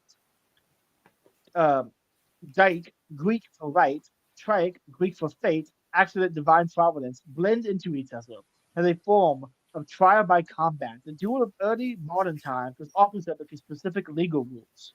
Before the duel, there were the first proceedings at a so-called court of honor, which did not differ significantly from civil courts proceedings as a form of ritual combat. The duel was subject to strict rules of play. Symmetry between the duels was meticulously ensured. The duel took the form of ritual play. The spot where the duel is fought bears all the marks of a playground. I have strong opinions about dueling, mainly because I'm from the South and the Scots-Irish honor culture and tradition of fighting. Yeah, for sure. South heavily. Anyone listening, go read Black Rednecks and White Liberals from Thomas Sowell. It's so good. It's an incredible read. And I will say it does paint gang violence to me in a slightly different light. I used to look at gang violence as being insane behavior, and I still think a lot of it is insane behavior, obviously. But I also look at it and go, yeah, I kind of get where you're coming from. As a Southerner, if someone insulted, like, I got beef with other surveying companies. If Pickett said any kind of shit about my company, it's on site. You know? Yeah. Like there is a strong honor culture still in the South, no matter how much Reconstruction tried to breed it out of us. Mm-hmm. You know, you're not going to get rid of that. It's residual. Yeah. And the duel. You know what? I do need to play it real quick, just because it's every time I think of dueling, I'm reminded of let me get it up real quick. Slowly. Okay.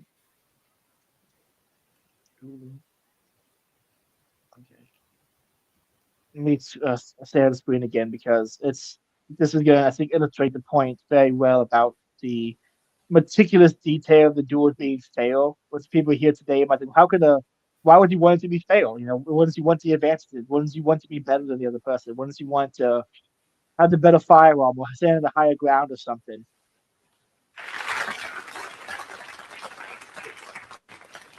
Gentlemen, I believe you both know the purpose of this meeting. Thank you, Mr. Tolliver, but the circumstances of our meeting are well known to us. There is no need of further explanation. Aye, let us be about the business. The business!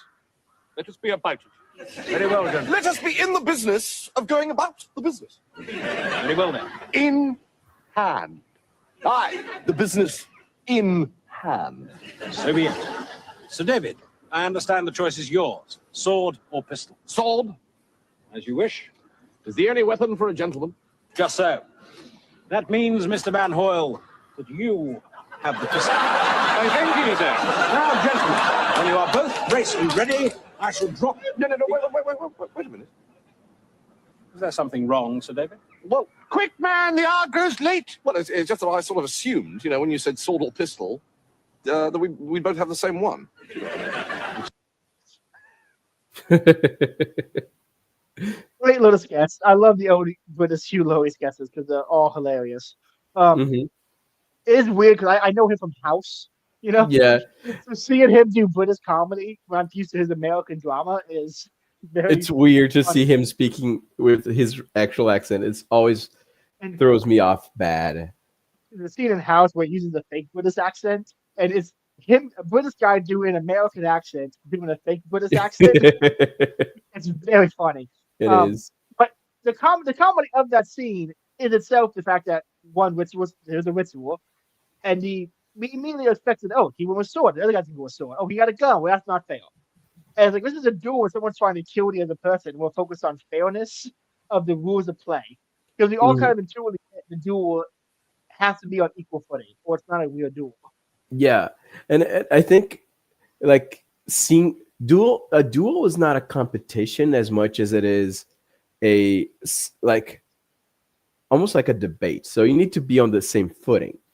So because we look at things from a logic of like market, like a neoliberal perspective, where you look at the people who are in the same field as a competitor, as an opponent, as an enemy.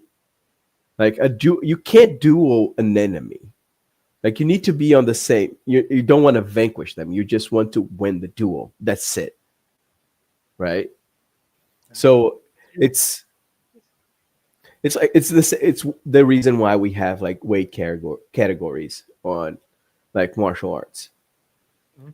It's about showing that by being more skillful, you're worthy of victory in that domain, even if it's to the death. But you're not winning. You're just showing that you're better.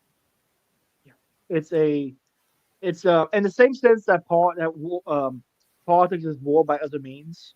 Mm-hmm. Or wars is a continuation of politics. A duel is a continuation of an argument, in the sense that, like Han says, there is a sense of trial by combat, of what's, well, obviously he's innocent, because if he wasn't innocent, God wouldn't let him win. Yeah. There's that kind of same mindset. I want to real quick reference this meme here. I forgot the man's name, but I once read an account of a 17th century Neapolitan nobleman who had fought more than 20 duels and killed 14 people for the matter of who was the greatest Italian poet, Dante or I can never say this guy's name, Aristo. Seeking salvation on his deathbed, the duelist admitted to his confessor he had never read the poetry of either man. He did it for the love of the game. He did it for the love of the game. He loved the duel. It's just, that's the love of the game right there. Yeah. It is only there in the same paragraph. Well, yeah, it's in the next paragraph. He says that it's only honorable to attack the enemy on the battlefield. So, like, yes, I have that quote right here, I think. Where is it at? It's the next paragraph. I'm just grab my actual book. I grabbed it off my Kindle to put it in the Google Doc. I'm just grab the actual book. Page 71. 71. Here it is. According to the Servile Code, which had a decisive influence on the development of the notion of military honor in Europe, it is not honorable to attack an enemy without putting yourself at risk. It is only honorable to attack the enemy on the battlefield. It is dishonorable by contrast to kill an enemy in an underhanded way, by poisoning, for instance. Symmetry and reciprocity must be ensured. Particularly important when it comes to fairness of war, which will come as a symmetry of means of battle. If one enemy possesses a sword, then one cannot use a crossbow. For the history of warfare, there have been repeated attempts at limiting the use of lethal weapons. And listen, there are people today who take that kind of mindset a little too far. You ever heard someone generally argue that we should, instead of having actual battles, we just have paintball guns? Mm-hmm. There is the attempt to take that too far. That if if you go too far into play and you lose the lethality of the conflict, it is no longer the lethality. How do I put this? The extremes and what's the extent into which failure is physically harmful is what increases the importance, or signifies the importance of the ritual of warfare. Yeah, it's the stakes. Right? Yeah, exactly. The stakes are what makes it serious. Yeah. You lose the stakes, and then you lose the, I can't remember who's a UFC fighter said a UFC, it might have been John Jones. John Jones got into a street fight before a UFC match, and he was very, very brutal in the street fight. And he's like, obviously, I was more brutal in the street fight. It was a street fight. Mm-hmm. The stakes were higher because there's no ref to stop it. And right. So of course he was more brutal in the street fight. Of course. Which makes perfect sense. Yeah, I will add one thing on the end of this paragraph. He brings up Carl Schmitt, and that caught me off guard. I was like reading. I was like, I did not expect Byung-Chul Han to bring up Carl Schmitt. I was a little shocked by it too. That came out of left field and hit me like a truck. Now go on. I was going to jump to his stuff on Marshall McLuhan, Medium is the Message. Yes. That's very good. Before we get to this, anything you want to add before we get there? Yes. He talks about like modern war. Modern war lack the character of play. Here too, the basic formula applies. The compulsion of production destroys play. Modern wars are battles of production. They are therefore not led by sovereign players, but by soldiers who are laboring slaves. Therefore, the impotence of modern wars, of which I spoke, the pathological excess of riches that cannot be endlessly accumulated, is expended by slaves who are afraid of death and cannot play, except in a wretched way. Right. And one thing that, and he talks about this a little later, but when I was reading this part, I was like, okay, even war, we talk about war in terms of production. Like we don't talk about like we talk about data points. Like, oh yeah, so there were X, Y, and Z casualties. Like we don't talk about war in terms of heroism or in terms of valor or in terms of courage or like last stands or like maybe when we're talking about people like the American Sniper, right? When or Mike Vinning, like we have these people, but like we don't know who the heroes of whatever, regardless of how we feel about Russia and Ukraine. Like we're not talking about the heroes of the battle of whatever in the Ukraine, because we're looking at it like allocating units in Hearts of Iron, right?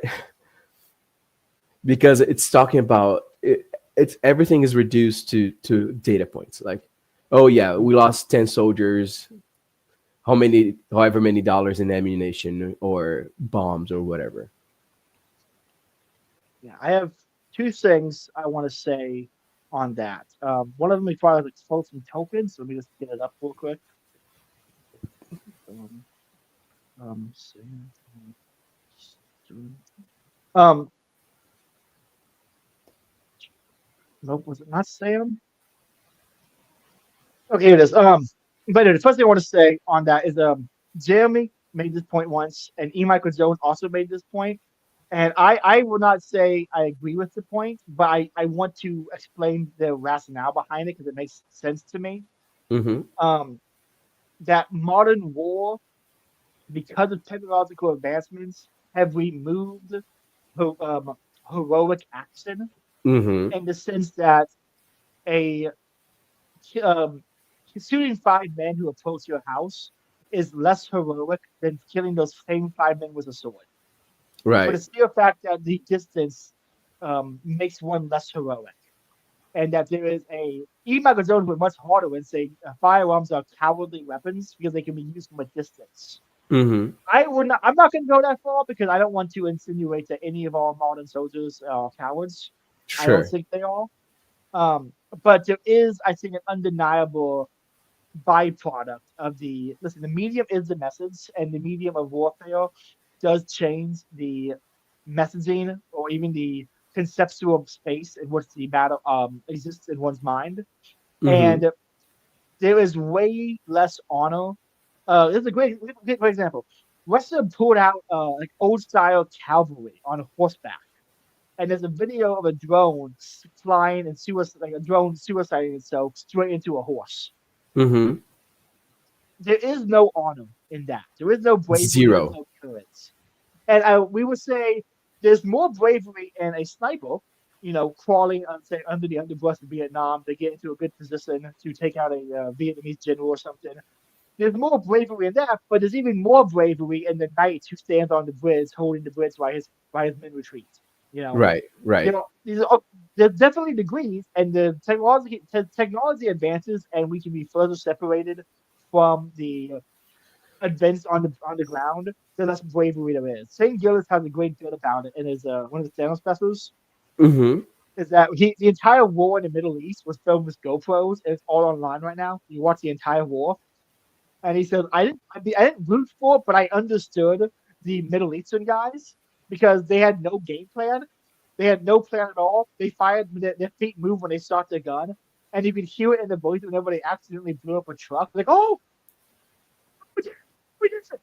Because it was, and then compared to how we kill people, you hear some guy in a cockpit going, target is locked, cleared, target is gone. It's like, that guy's a psychopath. He just mowed down a village and showed it. Right. There is something to that. That there is less honor in the way modern warfare is waged because of the sheer fact of the distance afforded by technology. Mm-hmm. Second thing I wanted to say was this quote from Sam in Lord of the Rings after seeing the dead Easterlings.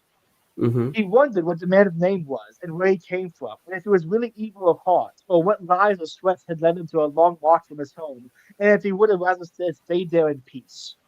Mm-hmm.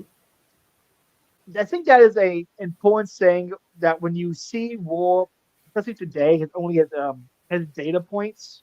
Mm-hmm. You know, it removes the human element. I mean, how look at any Ukraine poster and how much they demonize a Russian just for being a Russian. Right. And it's like, how many of those Russians wanted to sign up for the military, or maybe it was the only option afforded to them, or the only option given to them, or they were just conscripted to be there? Mm-hmm. I am very hesitant to name any soldier by just actually being a soldier as evil. I can't remember who I got in this conversation with, but it was about like the communists and the like I'm not gonna say the Soviet Russians in World War II, all the Russian soldiers were evil. Mm-hmm. I will, however, say when they marched through Germany, they did a lot of evil shit. Mm-hmm. But I'm not going to say by the byproduct, simply the fact that they were communists or soldiers, they were all intrinsically evil. Or they Unless were you like are convict. Yeah, like they were like fanatical communists. They may have been like regular guys. yeah, the exception to this rule is religious soldiers in a jihad, because that's a different category of war, and you can have different opinions about it. But Yeah. especially in modern warfare, when conscription and drafts and every war is a war against the people because the people represent the government. And look at Mm-hmm. the firebombing at Dresden, look at the nuclear of Hiroshima, look at Pearl Harbor. When every war is waged against the populace because you have to break the spirit of the people in order to get the government to let up, Mm-hmm. the it's way easier to demonize them and to not view them as people, but rather just view them as numbers on a spreadsheet, or like you Mm-hmm. said, units in Hearts of Iron 4.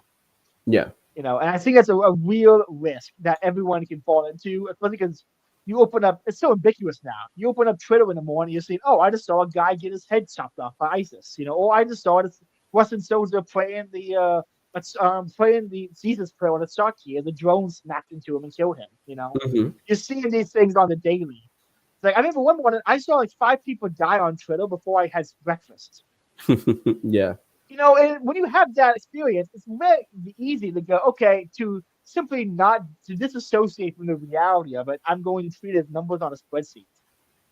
But there's a real risk and harm in that, and not seeing the human cost and not Yeah. seeing the humans on the battlefield. Yeah. It's spiritually damaging too, Mm-hmm. Absolutely. because you're still killing another Oh, human being.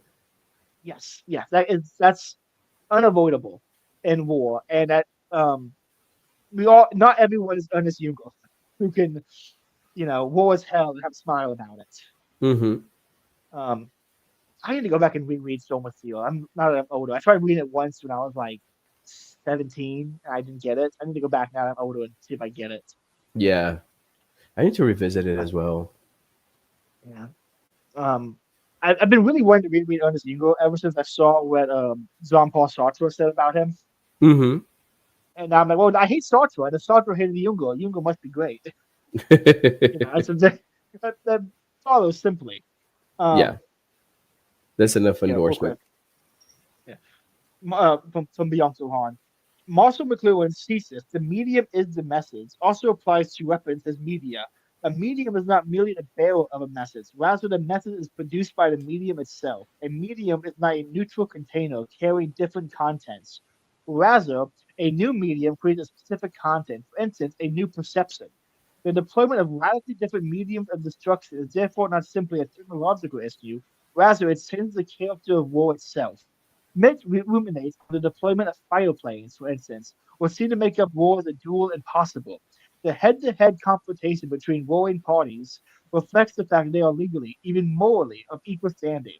The opponent is explicitly recognized as an enemy, but the use of fighter planes does not permit any face-to-face confrontation. Superiority in the topographical sense, that is in the sense of being above the enemy, generates a different mental attitude towards the enemy. The asymmetry of the means of destruction at each party's disposal leads the superior one to adopt an altogether different estimation of the enemy.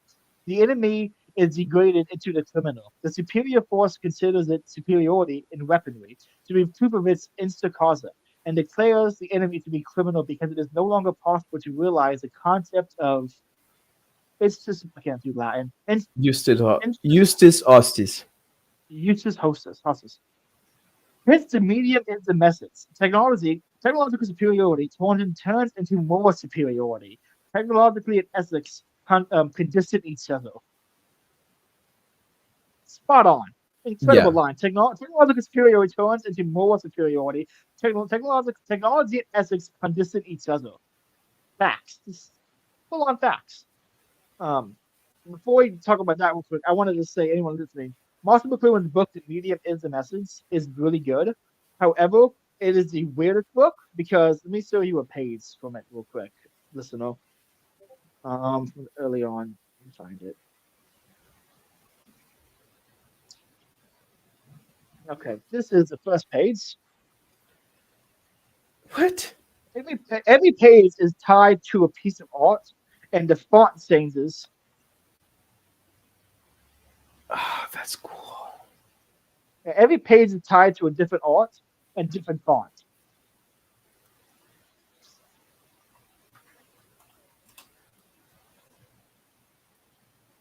It's a very trippy book to read, and it's honestly incredible. But like this one. This is 2 blank pages and 1 sentence at the top. Yeah, environments are invisible. Their ground rules preserve structure. Overall patterns elude easy perception. And to prove that, it's a blank page. That's so cool. I'm gonna grab that. I'm going on Amazon right now. It's a very fun book. It's very weird. Because you also have normal ones where it's like, almost 4 pages of words. Right. It's a great book, but I can't even describe it. I don't know what kind of category I would call this book. It's a philosophical pixel book, is the closest I can get to.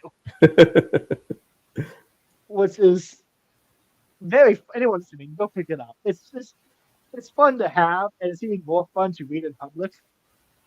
Mm-hmm. If people look up, if you're reading in public, everyone looks over your sword, kind of. At least I do. If I see someone reading in public, I'm like, what book is that? I'm trying to catch the cover. I'm trying to catch the words. No one's gonna understand shit when you pull it out. It's like pulling out a Nick Land book and reading the binary. Yeah. But I absolutely love Han's point about because often people take McLuhan's point of medium as a message and only keep it in the realm of media criticism. Talk about books, audiobooks, podcasts, TV shows, movies, that kind of stuff.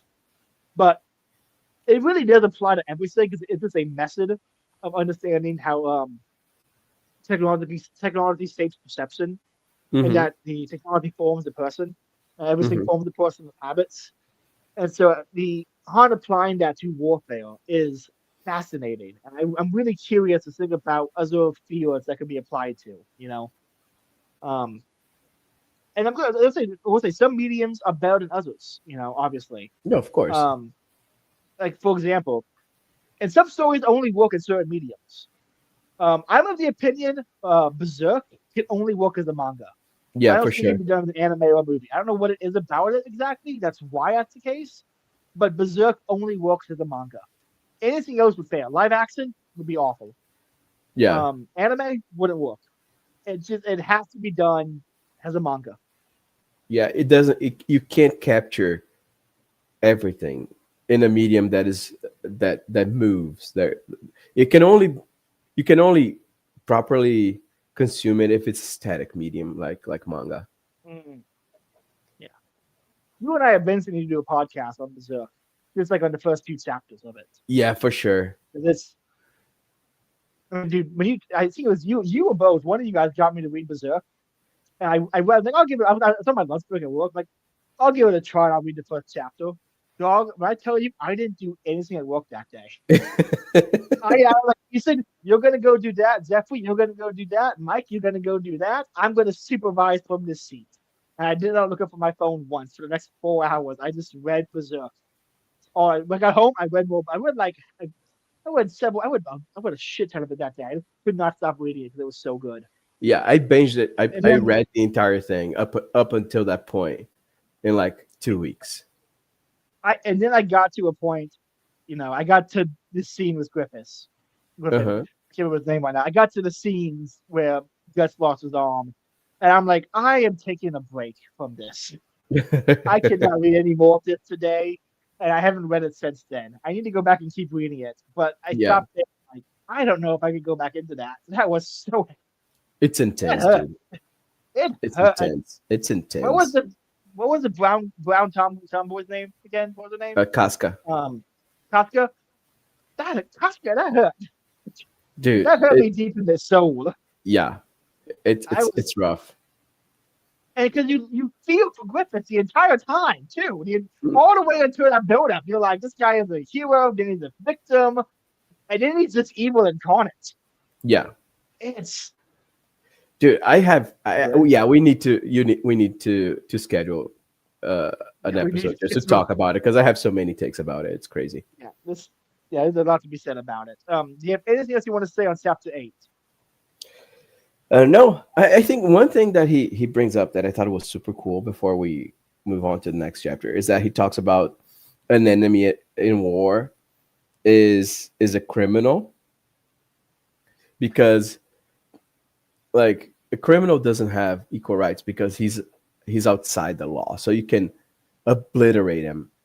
Like in a proper context, you're on equal footing, so you're gonna afford like the laws of war, like just war, and the protocols and everything, like the way you treat prisoners of war, that you don't shoot at medics, that kind of stuff. That goes out of the window when you consider your enemy a criminal, and that's something that had never occurred to me. And that's how, like the stuff you were talking about, how the Ukrainian people depict the Russians. It's like it's the satisfaction that they're deriving is the same satisfaction you see when like you see those self-defense videos, like where people, like someone's trying to rob a person, the guy exercises his Second Amendment. Mm-hmm. No, and there's a flip side to that too, is that if you demonize the enemy to that degree, you inadvertently valorize the other side. And the greatest example of that was when Canada gave a actual former Nazi, a member of the Azov battalion, a bunch of medals and let him speak in their parliament. Mm-hmm. They demonized Russia so hard they celebrated an actual Nazi in Canada. Yeah, like an actual Nazi war criminal, which by their own values, by their own worldview, should be like the anathema, like the worst thing in the world. That could, I mean, and they say Trump is posting Nazi propaganda from the White House page. And it's like, this, less than 2 years ago, you gave a Nazi a medal. Yeah. Like, shut the hell up. You don't know what you're doing. Yeah, it's insane. Yeah, honestly, the more Ukraine saying, I can't care about it. I should. Maybe, I don't know if I should or shouldn't, but I just can't. I don't know if it's a lack of bandwidth or because it's so far away or because I can't find Ukraine on the globe. I don't. Oh, maybe because I never met Ukrainians, so I can't put a face to a name. I just don't give two shits about it. Yeah, it's just too far removed. Like the Middle East was far removed, but somehow less so than the Ukraine. Yeah, I think it's because at least in the Middle East you could have like you could think of Persia, Roman history, biblical history. Yeah, that's you right. could at least you could place them. You could at least place the geographically. You could place it and place its lineage. Yeah, like you know that Iraq was like Mesopotamia. Like you know that. Oh yeah, the Tigris River. You're like, yeah, that's the same from the Old Testament. Holy cow! You can at least geographically place that. Yeah. Ukraine, nothing. And if this came to shove, I prove his justification that Ukraine just means outskirts from Russia, and they also are Russian. They are technically all Russian still. Mm-hmm. Listen, as a fan of civilization of continuity and great men of history trying to reconquer old areas like Justinian, I really, Yeah. it's kind of like I get it. I'm not going to condone it, but I get it. He's trying to pull a Justinian. Anyone who tries to do that today kind of gets not a pass, but gets like a, okay, buddy. Yeah. It's understandable. Yeah.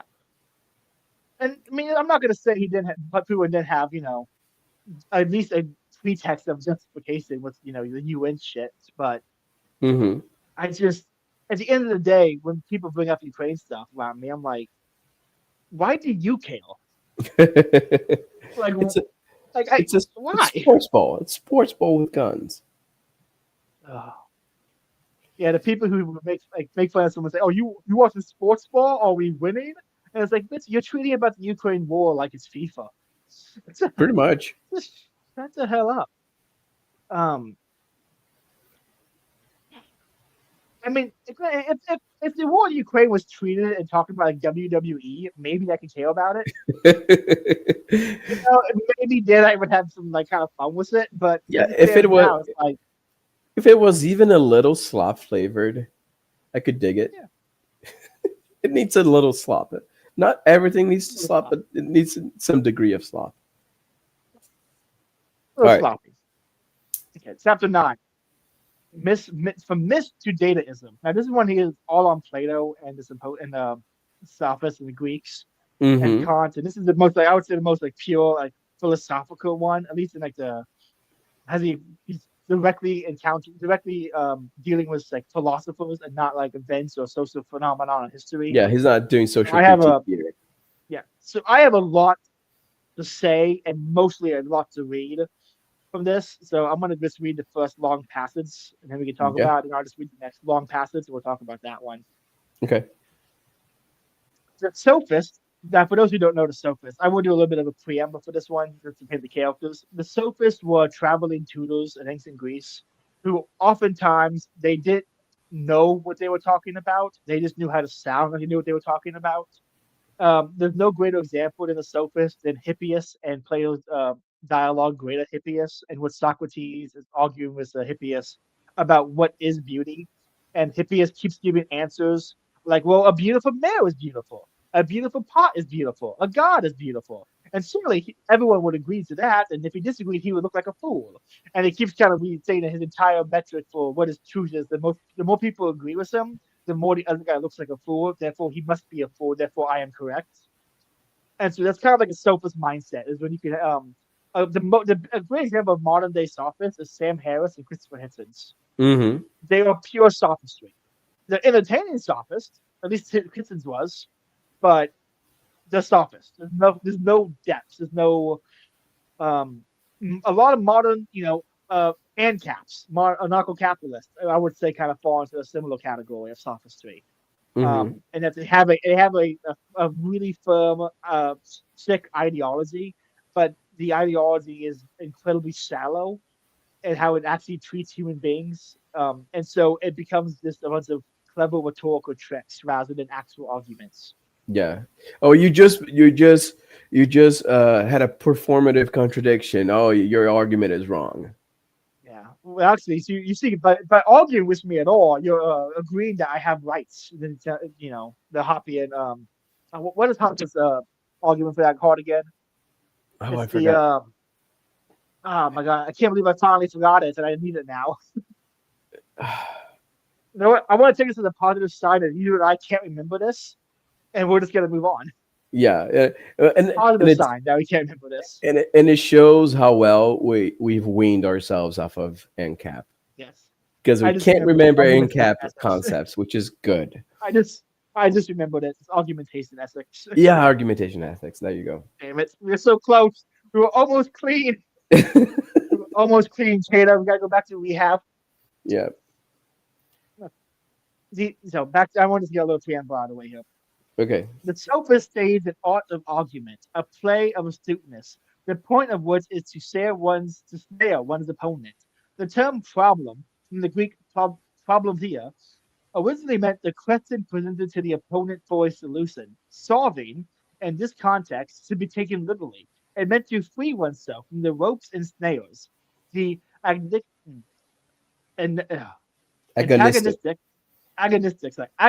character of philosophy represents the cosmic process, understood as the eternal strife between primordial oppositions. For Heraclitus, war is the father of all.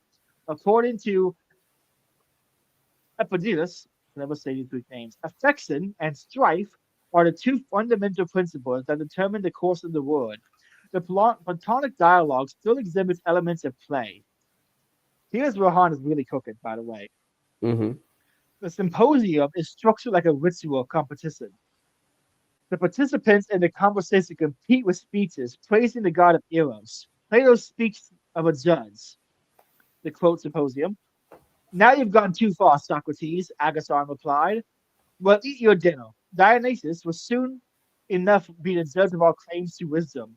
Socrates took his seat after that and had his meal, according to Aristodemus. When dinner was over, they poured a libation to the god, sang a hymn, and in short followed the whole ritual. Then they turned their attention to drinking. In the Gorgias, Socrates and Callias behaved more like duelers than two engaged in a dialogue. It is more confrontation than discussion. It resembles a dramatic form of ritual combat. Indeed, the two incompatible positions on power and justice, no mediation is possible. It is only in the question of winning or losing. The agnostic character of the dialogue is plain. And what becomes clear to any reader of the text is not that one interlocutor will convince the other, but that there will be a victor and a vanquished. This is, after all, what explains why Socrates' message in the dialogue is hardly fairer to those of Callias. Wanting the ends means wanting the means, and it is a matter of winning, especially of winning in the eyes of young men who witness the scene.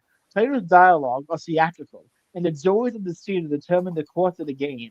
Despite the obvious elements of play in his dialogues, Plato inaugurates transition from myth to truth in the name of truth. He distances himself from the play, which the sophists are devoted. Plato's Socrates accuses him of lacking seriousness. These things are a frivolous part of study, which is why I also tell you that men are jesting. And I call those things frivolity, because even if a man were to learn many of, or even all such things, he would be none the wiser as none the wiser as to how matters stand, but would only be able to make fun of people, tripping them up and overturning them by means of their distinctions in words. Just like the people who pulled a chair under a man who was going to die and laugh gleefully when they see him sprawling on his back. Okay, two things to say. One, the fact that human beings have been doing the chair trick for thousands of years is incredible. That's awesome. Two, when he was saying there would be none the wiser, Socrates was saying there would be none the wiser as to how the matter stand, but would only be able to make fun of people, tripping them up and overturning them by the means of their distinctions in words. Now that they have it, I think anyone who has a quick wit and loves Socrates can fall into is that it is really fun to get into a Socratic conversation with somebody and use the Socratic method just to poke holes and not actually offer anything new. And the Socratic method is a mode of teaching. If you use it as a means of debate, you're not using it correctly. Yeah, you're actually perverting the point of it. Yeah, you're just playing word games. Yeah. If you would give me 1 second to reach for my water bottle. Okay. I'll be right back. So we're recording for 2 hours. I'm gonna have to get a refill. Yeah. Yeah, man. So, and it's crazy that, well, Caleb's getting his water because these word games is such. It's like every single internet debate is just that. It's yes. Like every single internet debate is arguing semantics. Like there's no conversation to be had. It's just like semantics. Saw a tweet from a trans person yesterday that said if you support a man taking testosterone because he has low T, but you don't support trans people taking HRT, you're a hypocrite. And it's like, yeah, if you support putting gas in the vehicle and you don't support pouring gas into a horse, you're a hypocrite. Yeah, it's like, what the fuck are we doing? It's what was a tweet that was it's amazing how much of modern political discourse is the left intending to not understand discourse, thus making discourse impossible. Yeah, I was gonna say that. That's one for the ages. That defines That everything. really is. That's an eternal bangle of the age. I mean,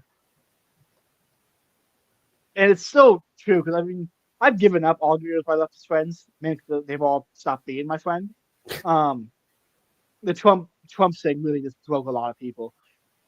But it's incredible how they only have slogans and platitudes Mm-hmm. and vibes, and the here's one, like to respect all women. What if they don't respect me? Yeah. That's a simple question. What if they don't? Well, be the bigger person.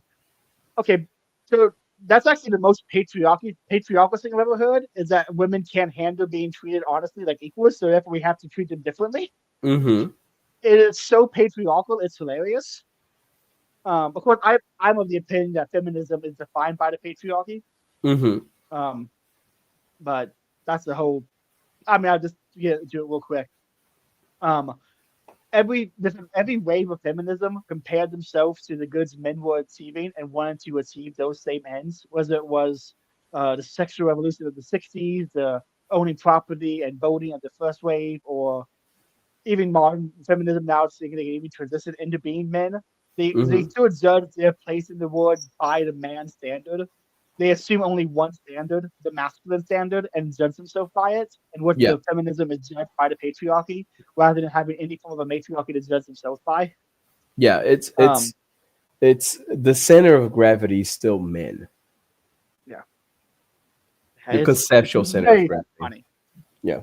Um, what's anyone listening? If you want to have a good laugh, go read the vagina monologues. Seriously, go read the vagina monologues. They are hilarious. Seriously. Um, Yeah. I, they're very funny. And what's really funny about them, and I think it was Haas on Time on Earth who said this, or maybe it was Bird who said it, but it was the last gasp of third wave feminism trying to be gynocentric because fourth wave feminism was intersectional and had trans people. yeah. And so they were trying to be like the last gasp of gynocentric feminism because Mm-hmm. after that they couldn't talk about gender. They couldn't talk about the physical makeup of the body as an important distinction because not all women have vaginas Yeah. Of course. apparently now, which is you know you can say whatever you want to say about that. I guess we all know it's bullshit. Mm-hmm. Um, another thing I want to say about this is that anyone who's read a Platonic dialogue, you all know they're hilarious. Yeah. They're all funny. You cannot read Plato's Symposium and not laugh a little bit when is it Alcibiades who shows up at the end and Socrates is like, "Somebody move my seat. I cannot be sitting next to him." Total diva. You can't not laugh a little bit at that. Or the death of Socrates. He takes the hemlock, he lays down, and he springs up and goes, "Oh, I owe a guy money. Can one of you pay him back for me?" And he lays back down. You can't not laugh a little bit at that. Yeah. It's a weird, and there's always play. There's always playful use of language in Plato. Mm-hmm. Of course, then we get to the I would say Socrates did. I mean, Plato and Socrates both at least they did subordinate the play. The playfulness of the dialogue was subordinated to the truth of the actual purpose of the dialogue was supposed to begin to the erotic search for truth to get to the end point, but it was he played along the way. When play became the end point, he became a sophist. Yeah. Um, and Han beautifully contrasts that with the Enlightenment mistrust of play. So maybe we just stuff from Kant real quick because Yeah. I don't think there's a better contrast between Plato and Kant as the greatest and I'll say it worst philosopher. Mm-hmm. Agree. The mistrust of play intensifies in the age of the Enlightenment. Kant subordinates play to work. His aesthetics, for instance, is characterized by the primacy of work. In the face of beauty, the cognitive faculties, namely imagination and understanding, are in play mode. The subject likes what is beautiful, and beautiful creates a feeling of pleasure. by triggering a harmonious interplay of cognitive faculties. The beautiful does not by itself produce knowledge, but it entertains the cognitive mechanisms, and by doing so promotes the production of knowledge. Kant is deeply irritated by the idea of pure play as an end in itself. Music is to be avoided insofar as it is incapable of performing any thinking business, because it merely plays with sensations. Because music merely plays is incompatible with conceptual work. For Kant, the pictorial arts are to be preferred to music because they are compatible with the business of thinking, that is the production of knowledge. Unlike music, they set the imagination into a free play that is nevertheless also suitable for the understanding, and has the same time and at the same time they conduct a business by bringing about the product that serves the concepts of the understanding. Several things. One, Kant hating music is so on brand. I'm not shocked by that. This is a man who insisted that every dinner party end with a joke because laughter was good for the digestion system. He's a bug man. Like he's LinkedIn personified. Yeah. LinkedIn, yes, he is LinkedIn personified. Absolutely. Um, I also would say I think he's dead wrong about the his aesthetic lenses is tailored by the primacy of work in the face of beauty and the cognitive faculties, namely imagination and understanding, are in play mode. The subject, like what is beautiful, the beautiful creates a feeling of pleasure, a trigger a harmonious interplay of the cognitive faculties. The beautiful does not by itself produce knowledge, but it entertains the cognitive mechanisms.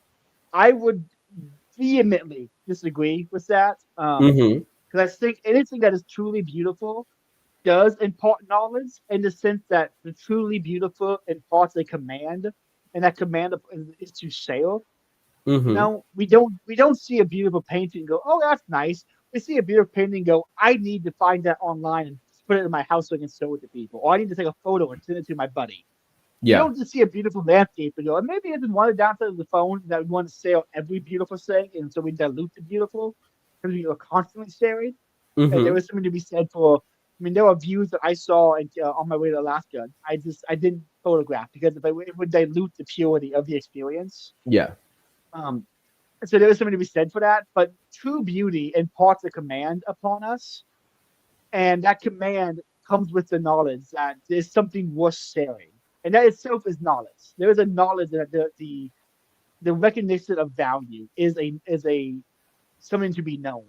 So there is Mm-hmm. knowledge that comes. It does itself. Beauty itself does produce knowledge in the sense that the knowledge is recognition of the beautiful. Um, which I Yeah, don't know but how Kant completely misses that, but yeah, unfortunately. but it's interesting that he doesn't like music because music it has beauty as an end of itself, and pictorial depictions kind of engage the intellect. So it's at the service of production, quote unquote. Because oh yeah, it's the beauty is only going to be useful insofar as it helps me think more or know more. Not in the sense that you're talking about, that like in the formative sense, but in the sense of acquiring knowledge as like data points, like as being a Yes, nerd. yes, being a nerd. That is yes, Now, which is the the worst thing to be beautiful, honest. yeah, the beautiful is only useful insofar as it makes you more of a nerd. And Kant just didn't have access to Kanye West. Okay, if he did, he would understand the beauty of music. Um, I'll be honest, I'm not a big music guy. Most songs don't speak to me at all. I can't Hmm. tell you a good song from a bad song besides vibe. Um, Music does not speak to me. I can go entire weeks just not hearing a single song and be like, oh, that's fine. I don't really care. Um, the exception being Kanye West, Jesus is King album. Oh, it's so good. Every single song on that. That's what I Yeah, realized Kanye West is an artist in a different sense. yeah, He is just he's something else. yeah. It's lightning in the bottle. That's a good album. I'm not a. I don't like rap, but that's really good. It's the It's one. more like it's like two rap songs that are actually good in my Yeah, it's more opinion. like soul or like Um, gospel. Well, proper gospel. what's it? I know. Hold on, rap song. is a rap song. Dance with the Devil by Immortal Technique. That song is so good it justifies rap as a genre. I'm not even joking. If that was the only rap song ever produced, it justified the entire existence of the genre. It's everything rap could be. I would say that song is not even a song. It's more of it's a song in the sense that you would sing a Homeric epic. Right, You know? right. It is a fable that is sang in rap. It's not it's more story than song, but it's told musically. And I would say this is the only time I will ever give one of these. Trigger warning. I will give a absolute trigger warning to that song. I'm not going to spoil anything. I'm not going to talk about it. But it is not for the faint of heart. I would never show that song to any of my relatives for a very real reason once you listen to it. But it is an art. It is a beautiful art that I think justifies the entire existence of the genre. For anyone listening, if you have the stomach for it, Dance with the Devil by Immortal Technique. Yeah, I'll look it up. Don't do anything else. Don't do anything else. Just sit there and let the song wash over you. And if anyone listens to it, text me. DM me on Twitter, tag me, text me, because I want to see your reaction to the song. Anything else I want to say on anything else on comp before we move into the next paradigm shift? No, let's go. Okay. Today, a further paradigm shift is silently taking place. The Copernican, never actually tried to say that word out loud before. Hold on. Copernican. Yeah. It's amazing how many words you read on like a weekly basis that you never try to say them out loud. And you go to sleep. Yeah. Like, wait a minute. I don't know how to say that. Let me listen, people. Read things out loud. It is helpful.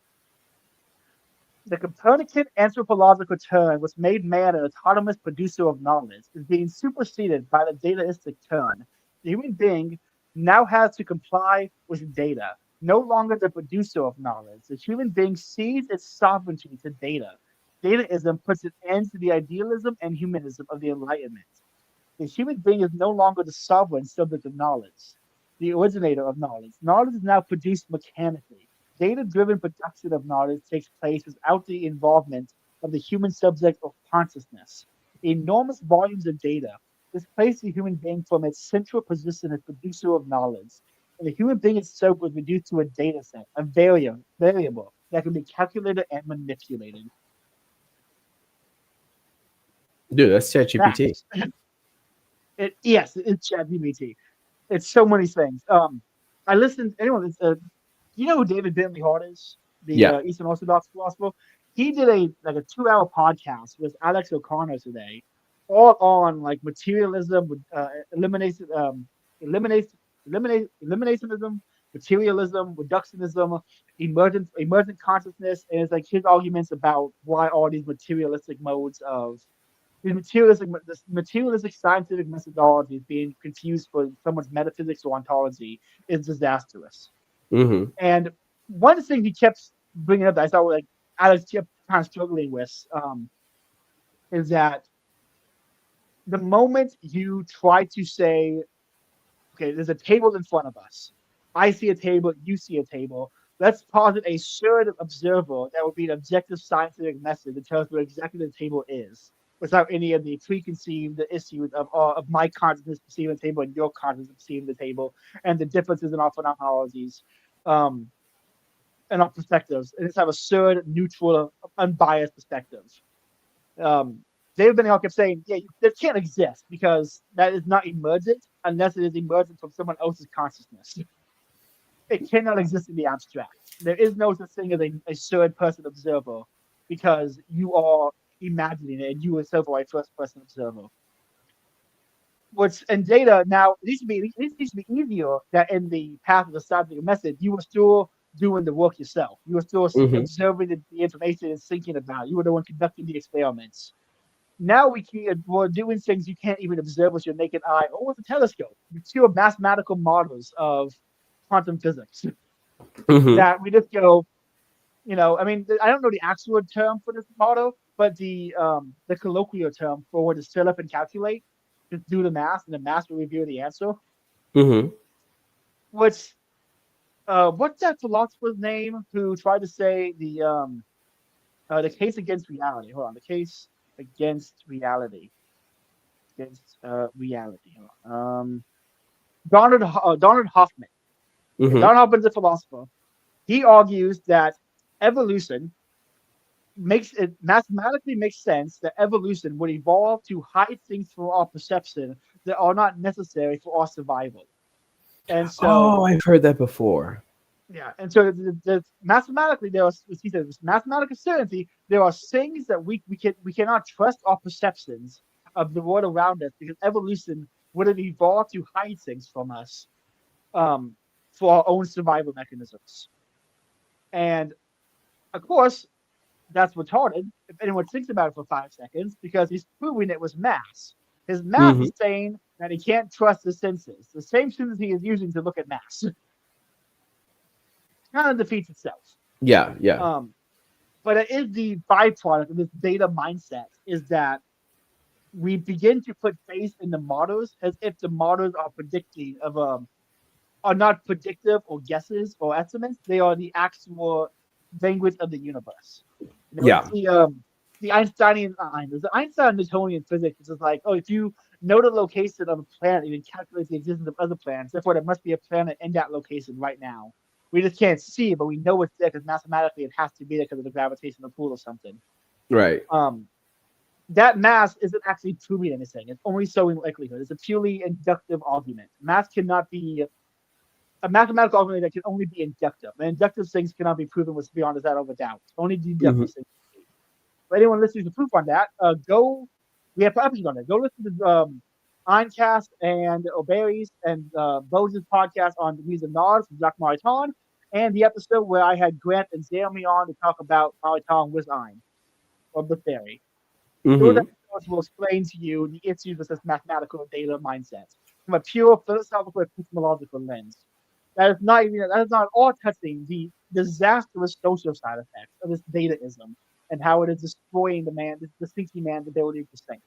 I mean, by definition, we are rational animals. We are happily suspending our rationality because we let AI think for us.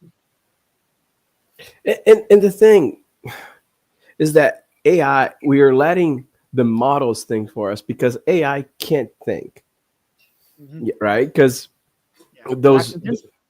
Yeah. those AI, like I was saying, they're stochastic models. They're like predictive. They're next token prediction. So it's not based on inductive knowledge. They're just probabilistic. So it's just the word that is most likely to be next to it. It's not so like, oh yeah, so the sky it's gonna probably say blue because that's the word that comes. So you can't form knowledge, you can't form concepts from there, right? Mm-hmm. So when you start thinking, okay, yeah, that's knowledge, that's intelligence, that's not, because it's a category error. I've described AI, the thought experiment where it's like if you had a monkey with a typewriter writing for infinity, it would eventually churn out a perfect copy of Shakespeare's Hamlet. Because that's Yeah. how infinities work.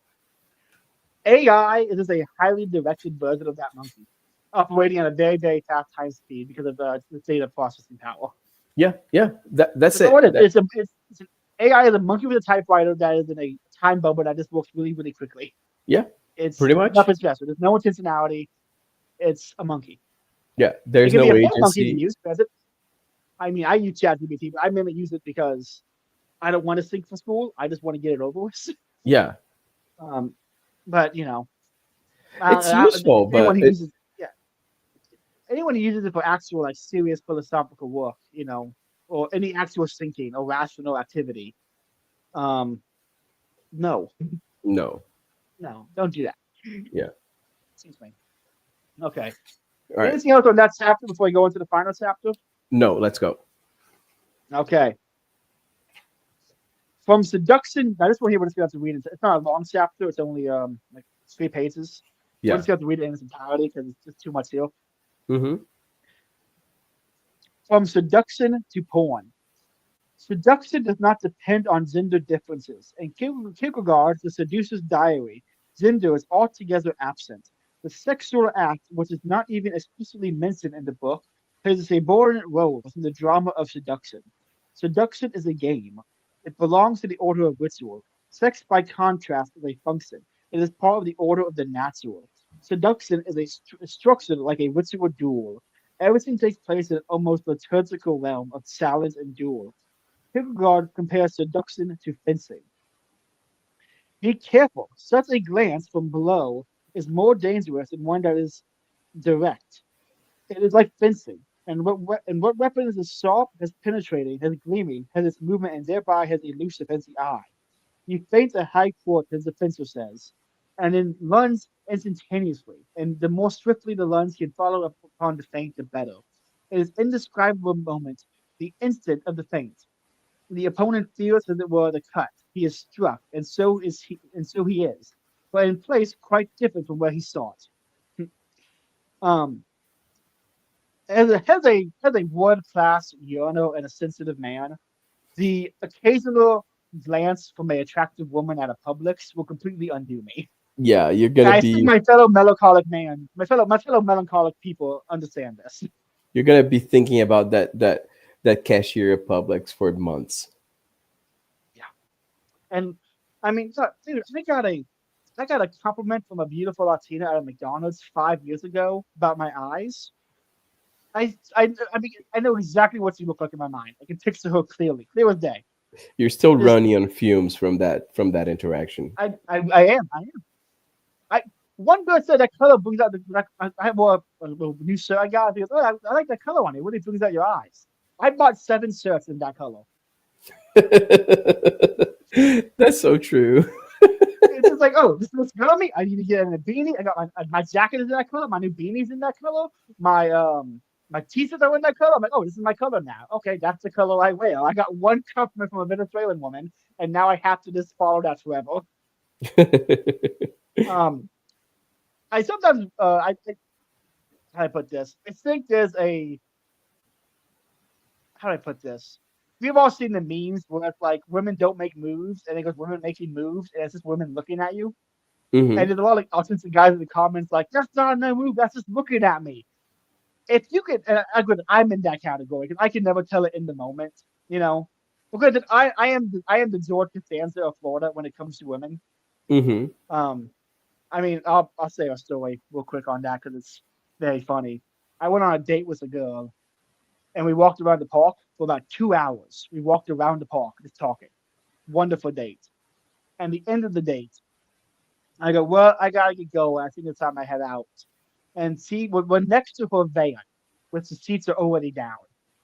And she looks at the van, looks down, and with just her eyes, looks up directly at me and says, "Are you sure you want to leave? There's nothing else you want to do?" I looked at him in dead in the eyes, and I said, "Nah, I got a pub sub waiting for me at Publix." And walked away. No plan for a second date. No hand, no hug, nothing. Just a walk away. I cold call walked away from her. You're an absolute hero. When I tell you the guttural scream that escaped my lips 20 minutes later in the Publix parking lot as I ate my pub sub, I told my grandpa the story, Cato. He grabbed me by the arm so tightly I bruised a little bit. And he said, "I will go with you on your dates, Caleb. I will tell you when she's giving you the signal." I've never seen my grandpa that mad. He was furious with me. He was like actually mad at me for missing the signals. Post pub sub clarity. So yeah, I absolutely missed the signals in the moment, but afterwards, like he says here, the instantaneous feint. The opponent feels as if it were the cut. He is struck, and so he is. But in a place quite different from what he saw. Yeah, it strikes you right to the heart. Yeah. Any man who is a yearner knows the feeling of like oh, she was looking at me like that. Oh, oh, the yearn of that. They get it. Yeah. Okay. Being a duel, seduction implies a playful use of power. In this context, we should distance ourselves from the common idea that power is suppressing, something negative or evil. Power is not just representative, it is also seductive, even erotic. The play with power is characterized by reciprocity. Reciprocity. There you go. Thus, Foucault interprets power from the perspective of the economy of pleasure. Power is not evil, power is game of strategy. We all know that power is not evil. For example, let us take sexual or amorphous relationships to wield power over the other and a sort of open-ended strategic game where the situation may be reversed. It is not evil. It is part of love, of passion and sexual pleasure. I don't know why, but that little paragraph there made me think of the opening to the anime Love is War, Never where the seen it. first to give their heart is conquered. Have you seen that anime? No. It's a really fun anime where it's a romance anime, and the guy and girl are both clearly into each other, but they're both too prideful, and they think the first one to admit they're into the other person has lost and given up their pride. And so it's just them for 2 seasons playing mind games, trying to get the other person to confess their feelings first. Oh, that's It's fun. it's very fun. The narrator is Whis from Dragon Ball Super. Oh, cool. Um, and he narrates like a chess match, bouncing between fangirl energy and strategy. Mm-hmm. It's a That very sounds fun anime. cool. It's my favorite romance anime. It's so good. Everyone listening, go watch Love is War. The final season is coming out this year.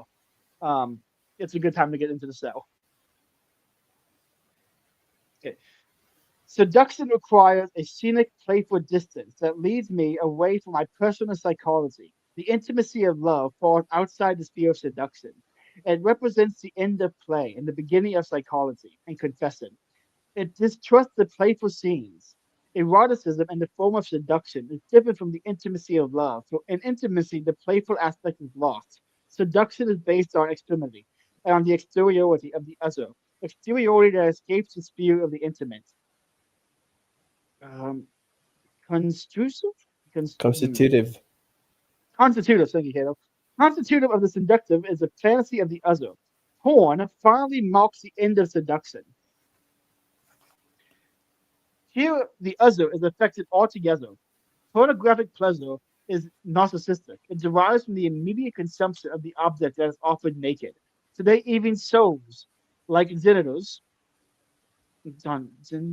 genitals, are offered unveiled. The loss of any capacity for illusion, semblance, cedar, play, drama, the signals of sign, that signals the triumph of pornography. Porn is a phenomenon of transparency. The age of pornography is the age of hmm, unambiguous, the age of unambiguousness. Age of unambiguousness. Today, we no longer have a sense of the phenomenon as secrets or riddles. Ambiguity or ambivalence causes us discomfort. Because of the ambiguity, jokes are also frowned upon. So true. Seduction requires the negativity of the secret, the positivity of the unambiguous, only allows for sequential processes. Even reading is acquiring a pornographic form. The pleasure of reading a text resembles that of watching a striptease. It derives form derives from a progressive unveiling of truth, as though it were a sexual organ. We rarely read poems anymore. Unlike popular crime novels, they do not contain a final truth. Poems play with fuzzy essence. They do not admit of pornographic readings. They do not possess pornographic softness. They resist the production of meaning. Political correctness also condemns ambiguity. So-called politically correct practices request a form of transparency that lacks ambiguity, so as to neutralize the traditional rhetorical and emotional halo of seduction. Ambiguities are essential to the language of eroticism. The rigorous linguistic hygiene of political correctness makes erotic seduction impossible. Today, eroticism is stifled by political correctness as well as by porn. I mean, he's so true, man. He just laid out the entire thesis of the agony of eros in like 2 paragraphs. He's such a good writer, honestly. Like it's we talk about not just his ideas, his thinking, his augmentation, but as a Hmm. writer, he's really good at the craft. Yeah. The compulsion of production and performance today takes hold of all areas of life, including sexuality. To produce originally meant to present, to make visible. In porn, the genitals are produced, presented, made totally visible. In today's pornography, not even ejaculation is hidden. It is also produced. The final result of the performance is not meant to remain concealed. The more there is to the product, the greater the producer's capacity to perform. He produces himself in front of the eyes of his female partner, who is the co-producer of the pornographic process. The sexual act in today's porn films seems mechanical. The principle of performance is also taken hold of sex, giving the body the function of the sexual machine. Sex, performance, achievement, libido, and production come to be bound up with one another. Baudrillard derives the compulsion to ejaculate from the compulsion of production. I'm sorry, I'm sorry. The derives the compulsion to ejaculate from the compulsion of production. It's just fun. We remain perplexed and vaguely compassionate when confronted with cultures for which the sexual act is not a finality in itself, for which sexuality does not have the moral seriousness of an energy to be liberated, of an ejaculation to be forced, a production at any price or hygiene ordered in the body. Cultures that preserve lengthy procedures of enticement and sensuality, long series of gifts and counter gifts, with sex being but one service among others, and the act of love one possible interim to prescribed ritualistic interchange. One thing I wanted to say here was up here it says the principle of performance is also taking hold of sex, giving the body the function of a sexual machine. Sex, performance, achievement, libido, and production tend to be bound up as one another. I don't know if anyone's seen it, but we all see the ads for Bluetooth, for hymns, for all the weird, erectile dysfunction medication that's targeted at like young adults because everyone's got ED because of porn addiction. Right.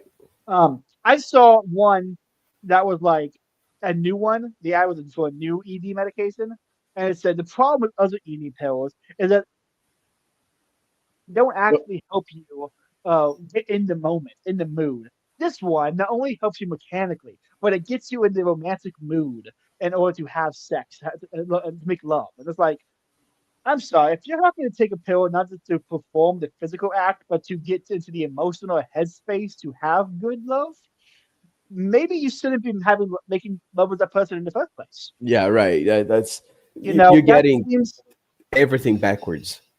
I mean, if one has to drug oneself to have sex, is one raping themselves? Yes. Yeah. I don't like the implications of that, but it just seems to be the logical implication of that. Yeah, it follows for sure. Today, the time-consuming play of seduction is increasingly disregarded in favor of the immediate gratification of desire. Seduction and production are not compatible. Ours is a culture of premature ejaculation. Sorry. So, Han, you could tell Han was smirking to himself as he wrote this. Yeah, he was. Increasingly, all seduction, all matters of enticement, which is always a highly ritualized process, is affected behind a naturalized sexual imperative, behind the immediate and interpretive realization of desire. Playing is something altogether different from gratification of desire. That libido, which represents capital at the level of the body, is hostile to play. Capital not only brings with it the labor power of the energetic body, but also the sexual power of the libido body. Libido and drive are forms of production. They are opposed to the form of seduction. Porn pervades the neoliberal dispositive, has this general principle. Under the compulsion of production, everything is being presented, made visible, exposed, and exhibited. Everything is subjugated to the relentless light of transparency. Communication becomes pornographic when it becomes transparent, when it is smoothed out into accelerated exchange of information. Language becomes pornographic once it no longer plays, once it only conveys information.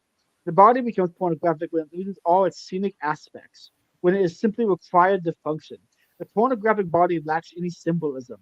The ritualized body, by contrast, is a splendid stage with secrets and deities written into it. Sounds, too, become pornographic if they lose their subtlety and elusiveness, and are only there to produce effects and emotions.